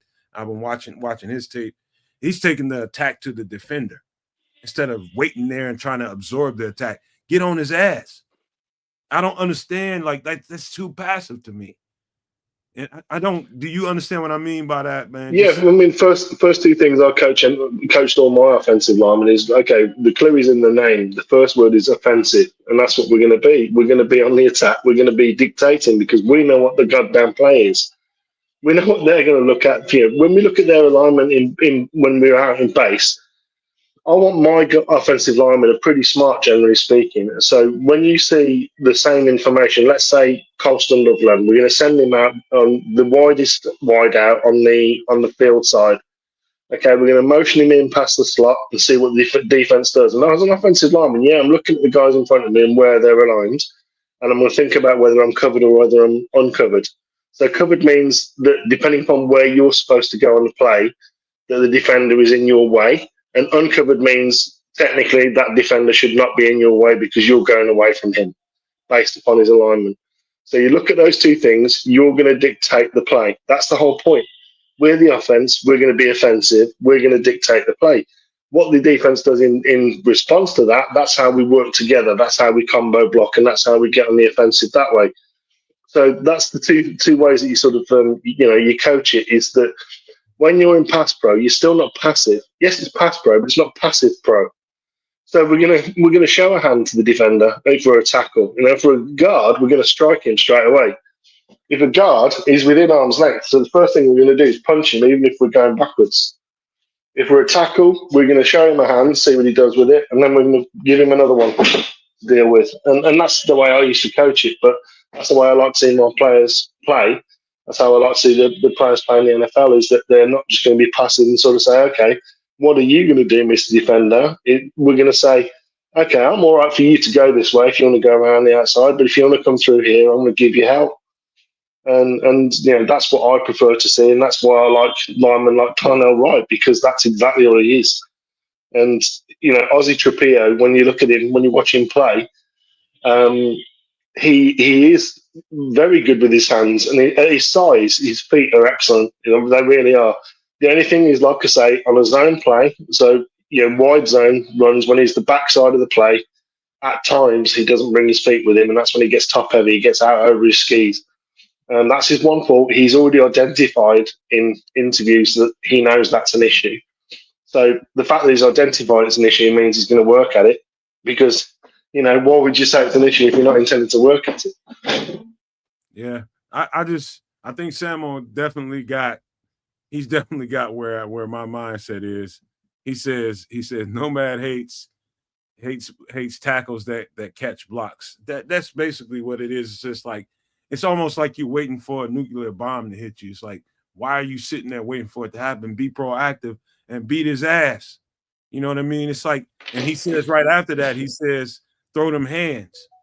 That's my biggest issue with it, Barlissimo. That's just a fundamental thing that I have a problem with. It's just like, I hate to watch them to sit there and wait for somebody to attack them. It just gets on me. If you're passive, then you're giving up every message that you have in the huddle to the whistle.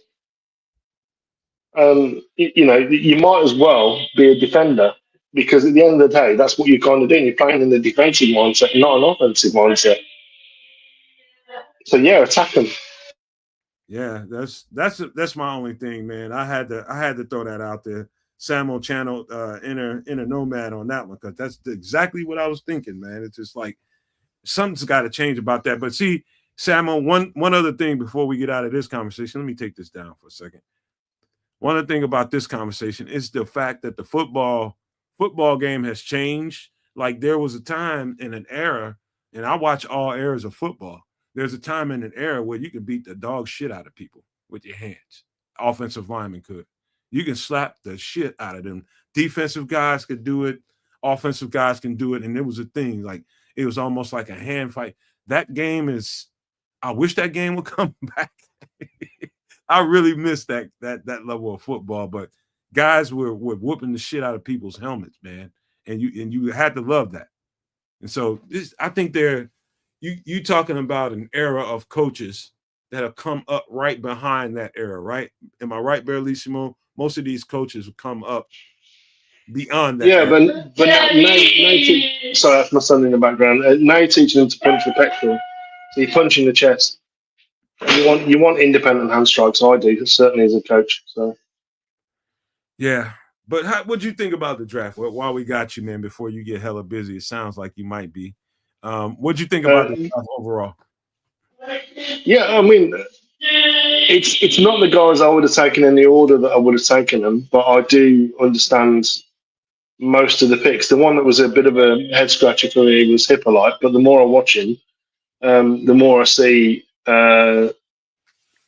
Nick Bolton with a missile up his ass. You should have called me about Hyppolite, man. Yeah, I mean, Hyppolite. I mean, I've been watching his tape since, and he's definitely a sort of he's quite clearly a film rat because he reads his keys and triggers really quickly. Running hit linebacker.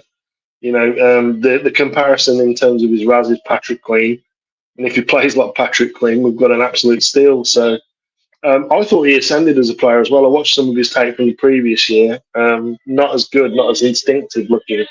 And last year, definitely the lights seemed to come on, and he was far more active and far more offensive as a defender. Shemar Turner, if he'd have been able to run, I think Grady Jarrett 2.0 with Shemar Turner, but like a mix of attitude of somewhere between Grady Jarrett and Akeem Hicks. That kind of attitude. He doesn't have the mass and size of Hicks, but he's got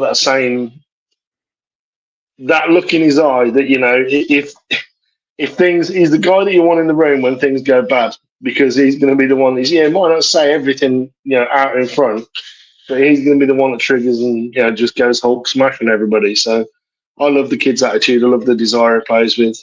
He's extremely active with his hands. He's very quick off the mark. He was completely miscast. Watching Texas A&M tape for defensive tackles is almost pointless unless you're running a 3-4, because it's all two gap, and it's not about gap penetration, which is what he's going to excel at when he comes into the NFL. Plays with excellent pad level and extreme violence with his hands, which I love. Zay Frazier is the guy that I was really high on, and I see, I've already mentioned that Eric Galko has done the same. If you look at Eric Galko's tweet, the other defensive back that came out of UTEP, he reminds me very much of him. Not the same mass, he's more skinny, but Zay Frazier will at times look like he's not in phase with his receiver. In phase means, you know, lot on his hip. He gives himself space because he knows he can make up the ground while the ball's in the air. Closing on the ball while it's in the air. Exactly. Because he's got the range and he's got the size and he's got the speed. So he knows he's almost like he's baiting the QB. I dare you to throw it. Yeah, your man looks open, doesn't he? He looks open right now, but by the time the ball gets here, guess what? I'm going to be in his hip. That's what got seven interceptions, was it last year? Or was it 5? I'm not sure. I think it was. Hey, Berlissimo, one thing I noticed about him is, you know how most of the longer guys that play corner or play safety, the longer limb guys tend to have a little bit longer of a stride and not as quick-footed as some of you that you might like. Like he doesn't have that problem. That dude, he's 6'3", maybe better. I'm 5'11" at best, and I have quick feet. That dude's feet is quick as mine when he transitions and breaks on a ball. He's longer than me. So that like that subtle little nuance about his game, that dude can break on the ball just as fast as me at that height. Special. Yeah, he's one of those guys. You look at him, you think he's rangy. He's going to be a long strider, like you say, but he's not. He's quick. Go watch his 40. I mean, he's what was he? 151, 15. His 10-yard split. I don't know about the 10-yard split. I really, man, Bellissimo, I can't lie to you. I don't get into all that. I know I seen the 40. It was about 14 yards. That was about it. Yeah, I mean, like you said it. You said it very well. I mean, his acceleration is really good, which is what you like. You know, it's that acceleration to read and react, and he's not afraid to play top down. He's not afraid to sort of give the receiver a bit of cushion and say, okay, I just dare you to throw it. The only thing is, he's like, you know, he's gonna need to get in the NFL weight room. He's gonna need to put mass on. He's gonna need to be more. He's not afraid to tackle. He just he doesn't go looking for contact, if you want to put it that way. It's not like he's not like he's a Devin Witherspoon or anyone like that. You know what I mean? You're not gonna confuse him for him. But at the end of the day, he's not afraid to put his face in there. But he's perfect for what I think DA wants, which is press man. You know, he's that typical sort of 6'3" press man, get in the face, stay in the hip, watch him run downfield, give him a bit of space, but you know, to bait the QB to throw it, and then say, okay, I'm going to pick it up. Hey, you know what? One other thing I would mention to you, Bellissimo, is if you look at the traits, like think about the kid's name out of LSU. What's his name? I'm thinking him off right off the top of my head. Major Burns. If you watch him I love him. If you watch him on tape, there's times when they're playing him as an extra linebacker, and he's playing a lot in the box. What I'm thinking, DA is thinking, he's looking for guys that can be kind of position versatile, which is why he's having that conversation about Kyler. He's telling Kyler, start learning some safety. He already knows boundary corner, but start learning some safety. Start learning that assignment, that role, so that you can get on the field and stay on the field more often. I think he's looking for guys that can move from place to place and be comfortable. What I noticed with Major Burns in the LSU defense was they almost used him as a bluff in a way of what they're showing on defense. There was loads of times as well, I'm sure you've seen it, Nomad, is that he'll be the nickel cornerback, but then when the ball snapped, he's the one high safety. There's times where he'll be out wide and he's the blitzer off the edge. He's like a D end almost, the way he's coming off the edge. Because he blitzes really well. There's times where he's the will linebacker. There's times where he's a too high safety. He's just extremely versatile, which I really like. And he's, from what I've seen, I didn't see him miss a tackle. So yeah, he's not necessarily a hitter, but he's a very effective tackler.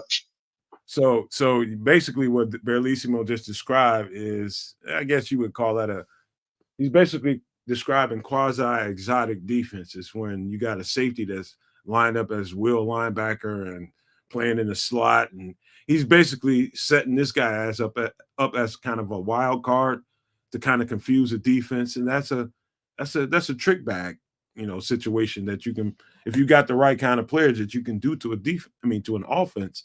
And I think Dennis Allen is all about that, moving guys around and not giving a tail to his hand and having them all be aggressive. I think that's the name of the game, I think, for Dennis Allen, I believe. Would you agree? I think the Vikings, he'd have been perfect for their defense, where they show one thing, they show pressure, and then they bluff out of it. They might not show pressure, and then they'll send someone from a position where you don't expect it from. He's perfect for that type of scheme, and I think Dennis Allen's going to be bringing pressure from all over. I mean, what I saw from Dennis Allen at the Saints was he sends loads of overload pressure, and I think having people who are versatile to be able to drop out into coverage from a position where it looks like they're going to go, or whether they're going to be in what you think is going to be pressure, and then they're going to bluff out of it and be the one high safety. Major Burns has that flexibility. As a UDFA, I think he's got fantastic value because you will literally, if you want him on practice squad to be a scout linebacker, he can be a scout linebacker. If you want him to be an outside corner, he can be an outside corner. You want him to be a slot, he can be a slot. It gives you a lot of flexibility from that point of view. As a base, as a rookie, he's going to have to learn it on special teams. He's pretty good as a protector and as a gunner. So, he's got a lot of flexibility, and I like him. I think he's a good player. I've put a bit of all-22 out on him as well.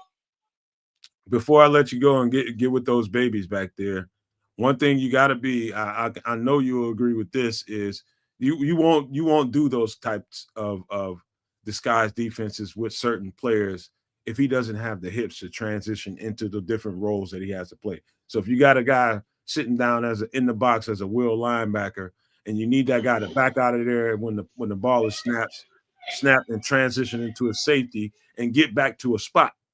That's the key. You need a guy that can transition, has swivel hips, that can do it. Obviously, the guys that we just brought in here bring that to the table. They bring that to the table. You need to have some swivel hips, move, and get to a spot really, really fast. And that's the idea, man. Would you agree with that? Yeah, I mean it's one of his best talents is his ability to sort of keep his shoulders pointed towards where the read is, but be able to flip his hips with the receiver and stay neutral. That's one of his talents, and like you say, with defensive backs, that's one of the keys. If you're stiff in that turn, that's where Colston Loveland just beats everybody that he goes up against. He's able to use leverage against people, and he understands it, and he does it very well. With someone like Major Burns is able to flip his hips but keep his shoulders pointed towards the target and keep his eyes on the player. And people like Zay Frazier, underestimate him at your peril. Yes, he's going to have to put mass on, but Major Burns, which is an unfortunate name for a defensive back, but it's the name he's got. At the end of the day, I'm not the only guy who thinks like that. It is an unfortunate name for a defensive back. Well, you might as well be called Toast McBurnface. You know what I mean? That's not a great name for a defensive back. Perfect. Or Chris Blewett, the kicker, right? Huh? Remember Chris Blewett? Yeah, I do remember Chris Blewett. Yeah, but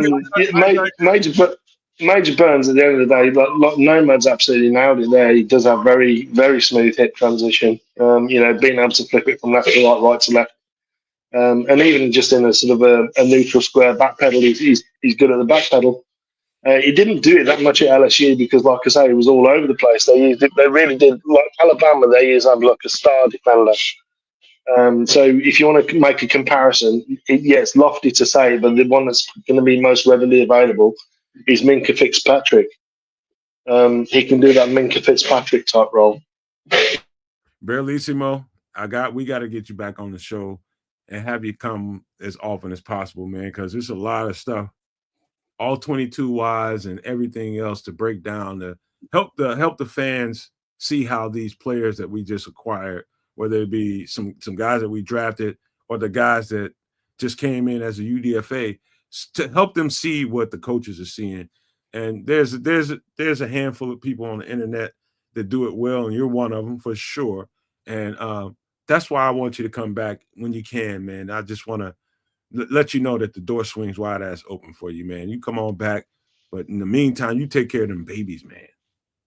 Yeah. He's been up since about 4 a.m. my time, so it's my night shift with him. So I'll be up until about 8-9 o'clock, and then I'll be getting a bit of a nap. But always a pleasure to come on and chat ball with you.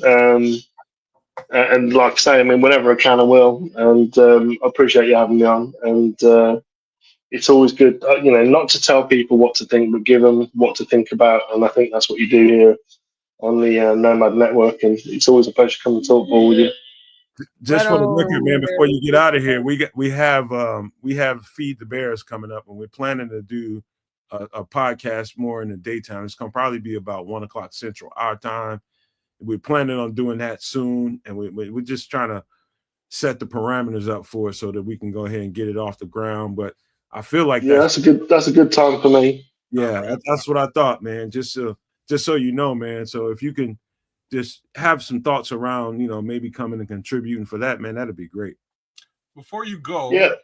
Where can folks find you, Barrelissimo? Give yourself some shameless self-promotion. I've got my own YouTube channel. I try and put tape on when I can. Again, what I try and do there is teach, not preach. So that's what I try and do there. And like it says on the screen, at Barrelissimo1 on Twitter/X. I'm also on Blue Sky as the same handle. So if you want to hit me up on Blue Sky, you can do that as well. I don't go on there that much at the moment because it's a bit of a barren wasteland. We need more people over there and away from X. But yeah, you'll still find me on X for the time being, and just appreciate being on chatting ball with you, and being a Bears fan and enjoying that. So bear down, everyone. Thanks for having me on, and I'll speak to you soon, no doubt.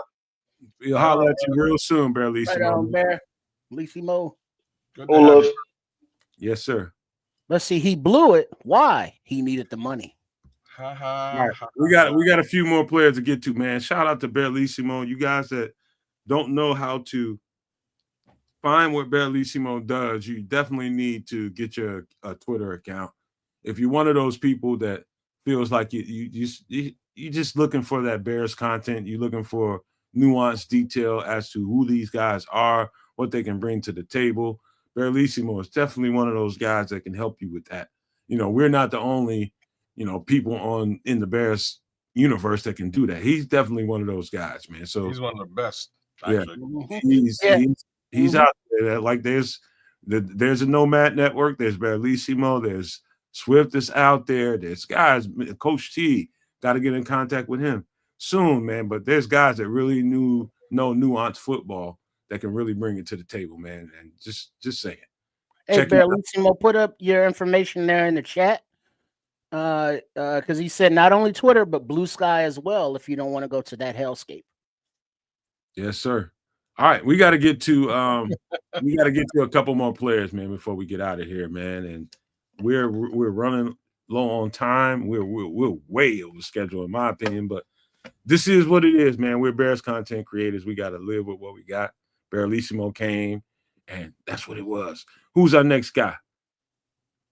Now we got Shemar, right? We should do Shemar Shemar. Turner. Oh my God. Get my guy on here. Second time around. Y'all don't even that's Shalimar, my bad. Y'all don't even know how hard I went on Shemar Turner. This is a Nomad Network special. This is Shemar Turner, defensive tackle out of Texas A&M, 6'4", 300 pounds, senior.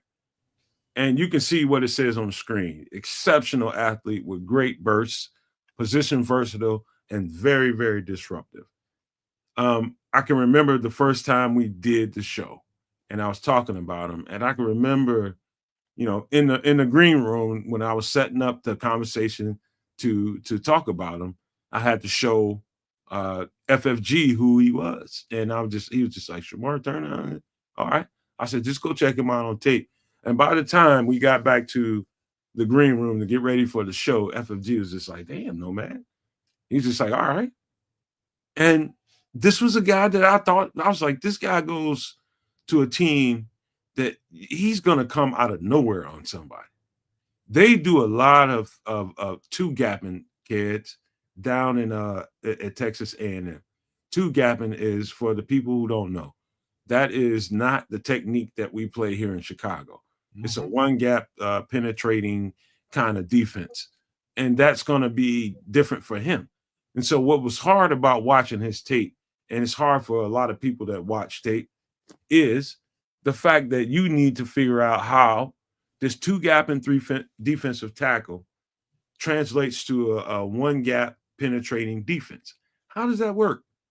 What you got to pay attention to is the get off, the burst, the fight, just the disruptive ability that he has to him, and his hands, and how resistant he is beneath the waist. This guy held up at 300 pounds. In my opinion, 300 pounds is overweight for Shemar Turner. I think the best Shemar Turner is somewhere around 190, in my opinion. Now, why he's attractive is he played some edge rusher at Texas A&M. He didn't just play three technique. He played nose tackle at times. The versatility is what magnetized Dennis Allen to this player. He played every technique there. 0 tech, 1, 3, 5, 9. Every last one of them, he played it. Every last one of them, he played it. And I keep telling you guys, and Trip and kids, you heard me say it time and time again. It's the versatility. Sometimes you're looking at defensive linemen and Dennis Allen's defense, and you can't tell one from the other. That's because they all rotate in and out of each other's roles, and they all know them well. I'm telling you guys right now, Zach Pickens, bring your A game, cuz. Yeah, because Zach Pickens, if I'm Ryan Pauls, I'm looking around the league like, hey, who needs a slightly used defensive tackle named Zach Pickens, and what you got for us? And Shemar Turner, yeah, 290. You said 190 there by mistake on that. But it seems like this is a Dennis Allen was like, hey, coach, hey, GM, Shemar Turner, make that happen. And this is a quote unquote first round talent who fell off a little bit due to injury, but he played through him. Like James is saying, he was a defensive end, then moved to defensive tackle. So he does have that positional versatility. And he's a mean MFer. When he punched old boy in his ding dong, because he was trying to put his ding dong on his helmet, he was like, nah, homie. Well, what's up with that? And this is the same kid that was like, offensive lineman ain't got nothing coming. I'm going to take their lunch money. They cannot block me. And it's like the attitude, and he can back up the attitude. I'm interested to see what he can do on the field. Coming out of college, Rocket Dreams wants to know, is he better than Pickens coming out of college? You see, the thing is about Zach Pickens and him. They both played, two-gap and technique when they were in college as defensive tackles. The difference between Shemar Turner and Zach Pickens is the fight and the want to. The power and get off. You throw those two in there as well. No. Both of them share that same trait. Power and get off is the same. They both get off the ball and they both play with power. What you see in Shemar Turner versus Zach Pickens is the consistency is there way more often for Shemar Turner than it was in Zach Pickens. Zach Pickens will take plays off when he was on tape in college. This guy comes with it, and he's violent. That's the difference between – all you got to do is, you guys that are watching this show right now, go back to the Nomad Network YouTube channel and go find that Feed the Bears video that I did on Zach Pickens. And in that video, you will find me saying that Zach Pickens he needs to find that dog, that inner dog that's there in him somewhere that hasn't shown up on tape often enough to prevent them from making this draft pick for Shemar Turner. Why they pick Shemar Turner is that dog isn't prevalent enough in Zach Pickens' game. You don't see it on tape. It's there and it's gone. Just like in college. The power, the burst, it's all there, kids. It's there. But the consistency Shemar Turner has in spades. Man, I don't know. I would like to see all of those things more when Zach is actually in action. That's my 2 cents there. This kid just looks like he's hungry. He's a dog. He's just hungry all the time. He wants to eat. Quarterback's alive. And you, in that respect, you can't really ask for much more. One other thing that I'll put out there is that apparently he's had, according to Courtney Cronin, he's had over 200 snaps at every position on the line, which is awesome, right? Like if you wanted to get multiple or mix shit up, for lack of a better term, that's what DA wants to do. He found himself a guy who could definitely help him with that. Right. So, And now we're saying that Pickens, and they're saying angry Pickens is the Pickens we need. Yeah. And he was coming off injury last year, and the team was in flux. Okay. But we just didn't see enough of him to have any confidence going forward that he's going to amount to stuff. And when you have a Shemar Turner, now it's like Shemar Turner, Zach Pickens. And then you're going to be focused on Shemar Turner. But, talking about the defensive line and where Turner may play, the Scrolls is saying Billings isn't fitting what they're doing. Do you think that's true? I disagree with that. That's a conversation we can have. Yeah, that's definitely worth having a conversation about. But really? I'm more focused on what Berlissimo said, because he says he spoke to Zach DMs, and he's saying Zach does lack for confidence. And you know what? You see that on film. You see that on the sideline. It's just like, where are you at, man? Where are you at? Like that, like you're a effing beast And it's like somebody, I don't know, Barlissimo, I'll reach out to you privately. And I know there's some conversation that you can have that definitely doesn't belong on live TV or on the internet that I'm open to listening to. But that's like what Barlissimo just said is exactly what I'm referring to when I look at Zach Pickens. It's just like, dog, what is it? What is it? Whatever it is, I need you to get over that. Whatever it is, I need you to get over that and get hungry. Hungry. Like you can blindfold me and put me in the middle of the Tahitian desert with no clothes on. And I guarantee you, by the time it's all said and done, I'm coming out of that motherfucker fat. Because I'm going to eat shit. I'm going to figure it out. I'm going to live. I'm going to survive. And I'm going to be the dominant motherfucker in that wood, in those woods. That's what Zach Pickens is missing. That kind of hunger. You mean he's missing, he's not a dog? He's not a dog yet.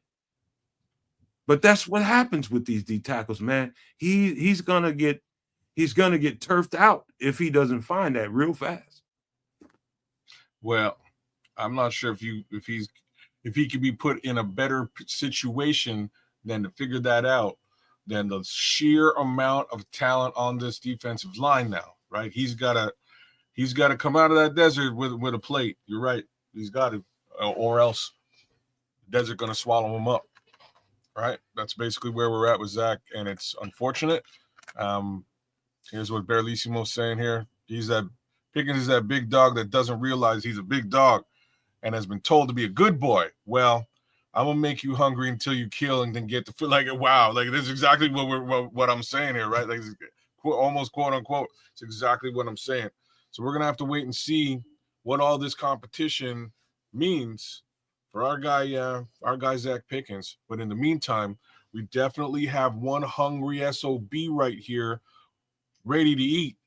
He's chomping at the bit. You got to. This is the last thing I would say, and this is congratulations to Shemar Turner for getting this draft selection, man, and being the guy that they're looking for, man. He's there to. If you listen to the Bears, like I look at the presser with Poles and Dennis. I mean, not Dennis Allen, but Ben Johnson, and they were talking about they just came to turn the dial up on certain guys. And the first thing that came to my mind was Zach Pickens. Like, that guy is a stud football player, stud defensive tackle that, Samo is right when he said that Pickens was, put in a role that isn't suited for him. And it kind of took the bite out of him. And I agree with that, man. We've been saying that for a while. And in fact, Samo, when you was here dude, it's obvious to me that he wasn't a nose tackle. But, this is where we are. Now he's got to transition his mind to try to whoop this cat, Shemar Turner, who's an animal, out of your spot. You got to stop that guy from taking your role, Zach Pickens. And the thing is, you can't teach being a dog. Either you are or you aren't. I mean, that's not something that you bring out of a person. It's like, if anything, you got to tame them a little bit and tone them down. True dogs. Yeah. That's just not his game. Man, yeah, folks are saying it the way that it should be said. Barlissimo, I want to hear your take. Oh, what's the take? Here he goes. If he gets the same amount of reps, Shemar Turner will get more sacks and tackles for loss than Mason Graham next year. Oh, wow. Yeah, I'm hyped. Maybe I shouldn't have had that expressed. Hey, man, I'm with you, and that's the hope. I wouldn't put those numbers up there just because of the rotation. The rotation on this line is going to be crazy. You mentioned Barlissimo. You mentioned Jonathan Ford, the kid from the Packers. He's going to be instrumental as a nose, if it's only in replacement capacity or rotation with Andrew Billings. I really like what they put together, and it's just so unfortunate that that kind of it just kind of makes Zach Pickens the odd man out. I'll tell you what, man. This is what we're gonna do, because we've been here 3.5 hours, and we need to cover a couple more guys, a few more guys. And this ain't the story, man. But one other thing that I want to mention to you guys, and I don't know, we all come from different life experiences, guys, and what I'm about to say, some of you two might relate to. I don't know, but dog is a dog, and there's a dog that bites, and there's a dog that people think that don't bite, but he's got the teeth. He's just not willing to use them on you. And so, you ever been to somebody's house and hanging around somebody and just being around, and they got this dog, this big ass dog, and everybody's scared to be around. Hey man, is that dog bite? No, he don't bite, man. Don't worry about him, man. He's just chilling. Big dog ain't never uses aggression on nobody because he's been kind of taught not to. He gets along with everybody. He ain't tripping like that, right? Then all of a sudden you're around him, that motherfucker just take off on somebody. For whatever reason, you in that house and you don't really even know why. That dog just took off on somebody and he's a problem. Pit bulls have that problem all the time. All the time. They're made to destroy. And this is a conversation about Zach Pickens and Shemar Turner. Zach Pickens has the teeth, the size. He just needs to be unleashed. And I don't know that that's going to happen here in Chicago. I believe what Barlissimo says is he's a dog is a dog. It's there. He just hasn't arrived yet. I would just say that. Well, NFL, not for long. You know what I mean? If you don't unleash the beast, your ass is out of there. You're gonna get unleashed, man. So that's my thoughts. We will continue to cover these draft picks, man, because we just start that Shemar Turner, and he's still in the second round. So obviously we got a bunch of guys to cover, and we will get to those guys on some extra sauce. We will finish covering these guys because there's a lot to talk about, a lot more to break down. There's even more UDFA scares and trips that we need to talk about. And we've been on here too damn long, man. We've done hours and hours and hours and hours of coverage. It's time to get ready to get out of here and say good night, man. You guys want to give some shout outs before we get out of here? Yeah, why not? Let's start with all the awesome folks who are in the chat tonight. We're pushing 100 in the chat tonight. That's fantastic. Whole lot of additional subscription over at my side of the world at Keds the Canuck here on YouTube. Love that. Thank y'all. By all means, do the exact same thing. Give me a little bit more love as we get those subscriptions up. More content will be flowing.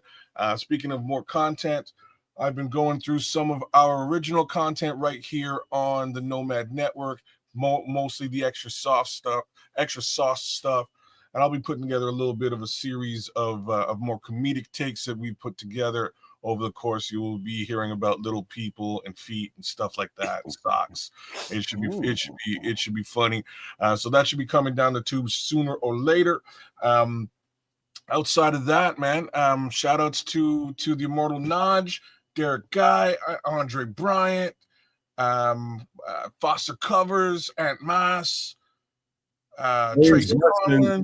James Weston for the $10 tip jar. Shout out. Thanks, James. We appreciate that. James. Big love to Barlissimo and Samo for coming through and always giving us a little bit of love in the chat. And that being said, there's always a little bit of love for you guys right here on the network to contribute. Shout out to our guy Ed for coming on, the fabulous Mr. Ed. Thanks for coming on and helping us out and doing the darn thing in the background. Boggy, King Booker, Patty Laura, thanks for joining us today. Rocket Dream, Jigsaw, Bear Truth 9, AC Adam, In the Grasp, Marlon Johnson, the Minister Charles Johnson, both of y'all were on here. Absolutely no love for Don Burr, and I think we'll leave it about there, man. What do you got to say, Trips? Hey, Shemar Turner is that dog that'll bite your nuts off, whereas Zach Pickens is that dog that'll hump your leg. So not to be confused with Shemar Moore, yeah, the Young and the Restless. Exactly. Give some love to the kids, the Canuck channel there on the YouTube, and then my personal joint at Sports Chicago Style and on all the social medias, and also the Kofi and the Patreon if you want to support that way. We got all the dope videos out there and more produced content. But don't sleep also on Extra Sauce when Chef Trips, comes in and does his live cooking recipe demonstrations and all that good stuff. So all the content on the Nomad Network on Kids the Canuck and Sports Chicago Style.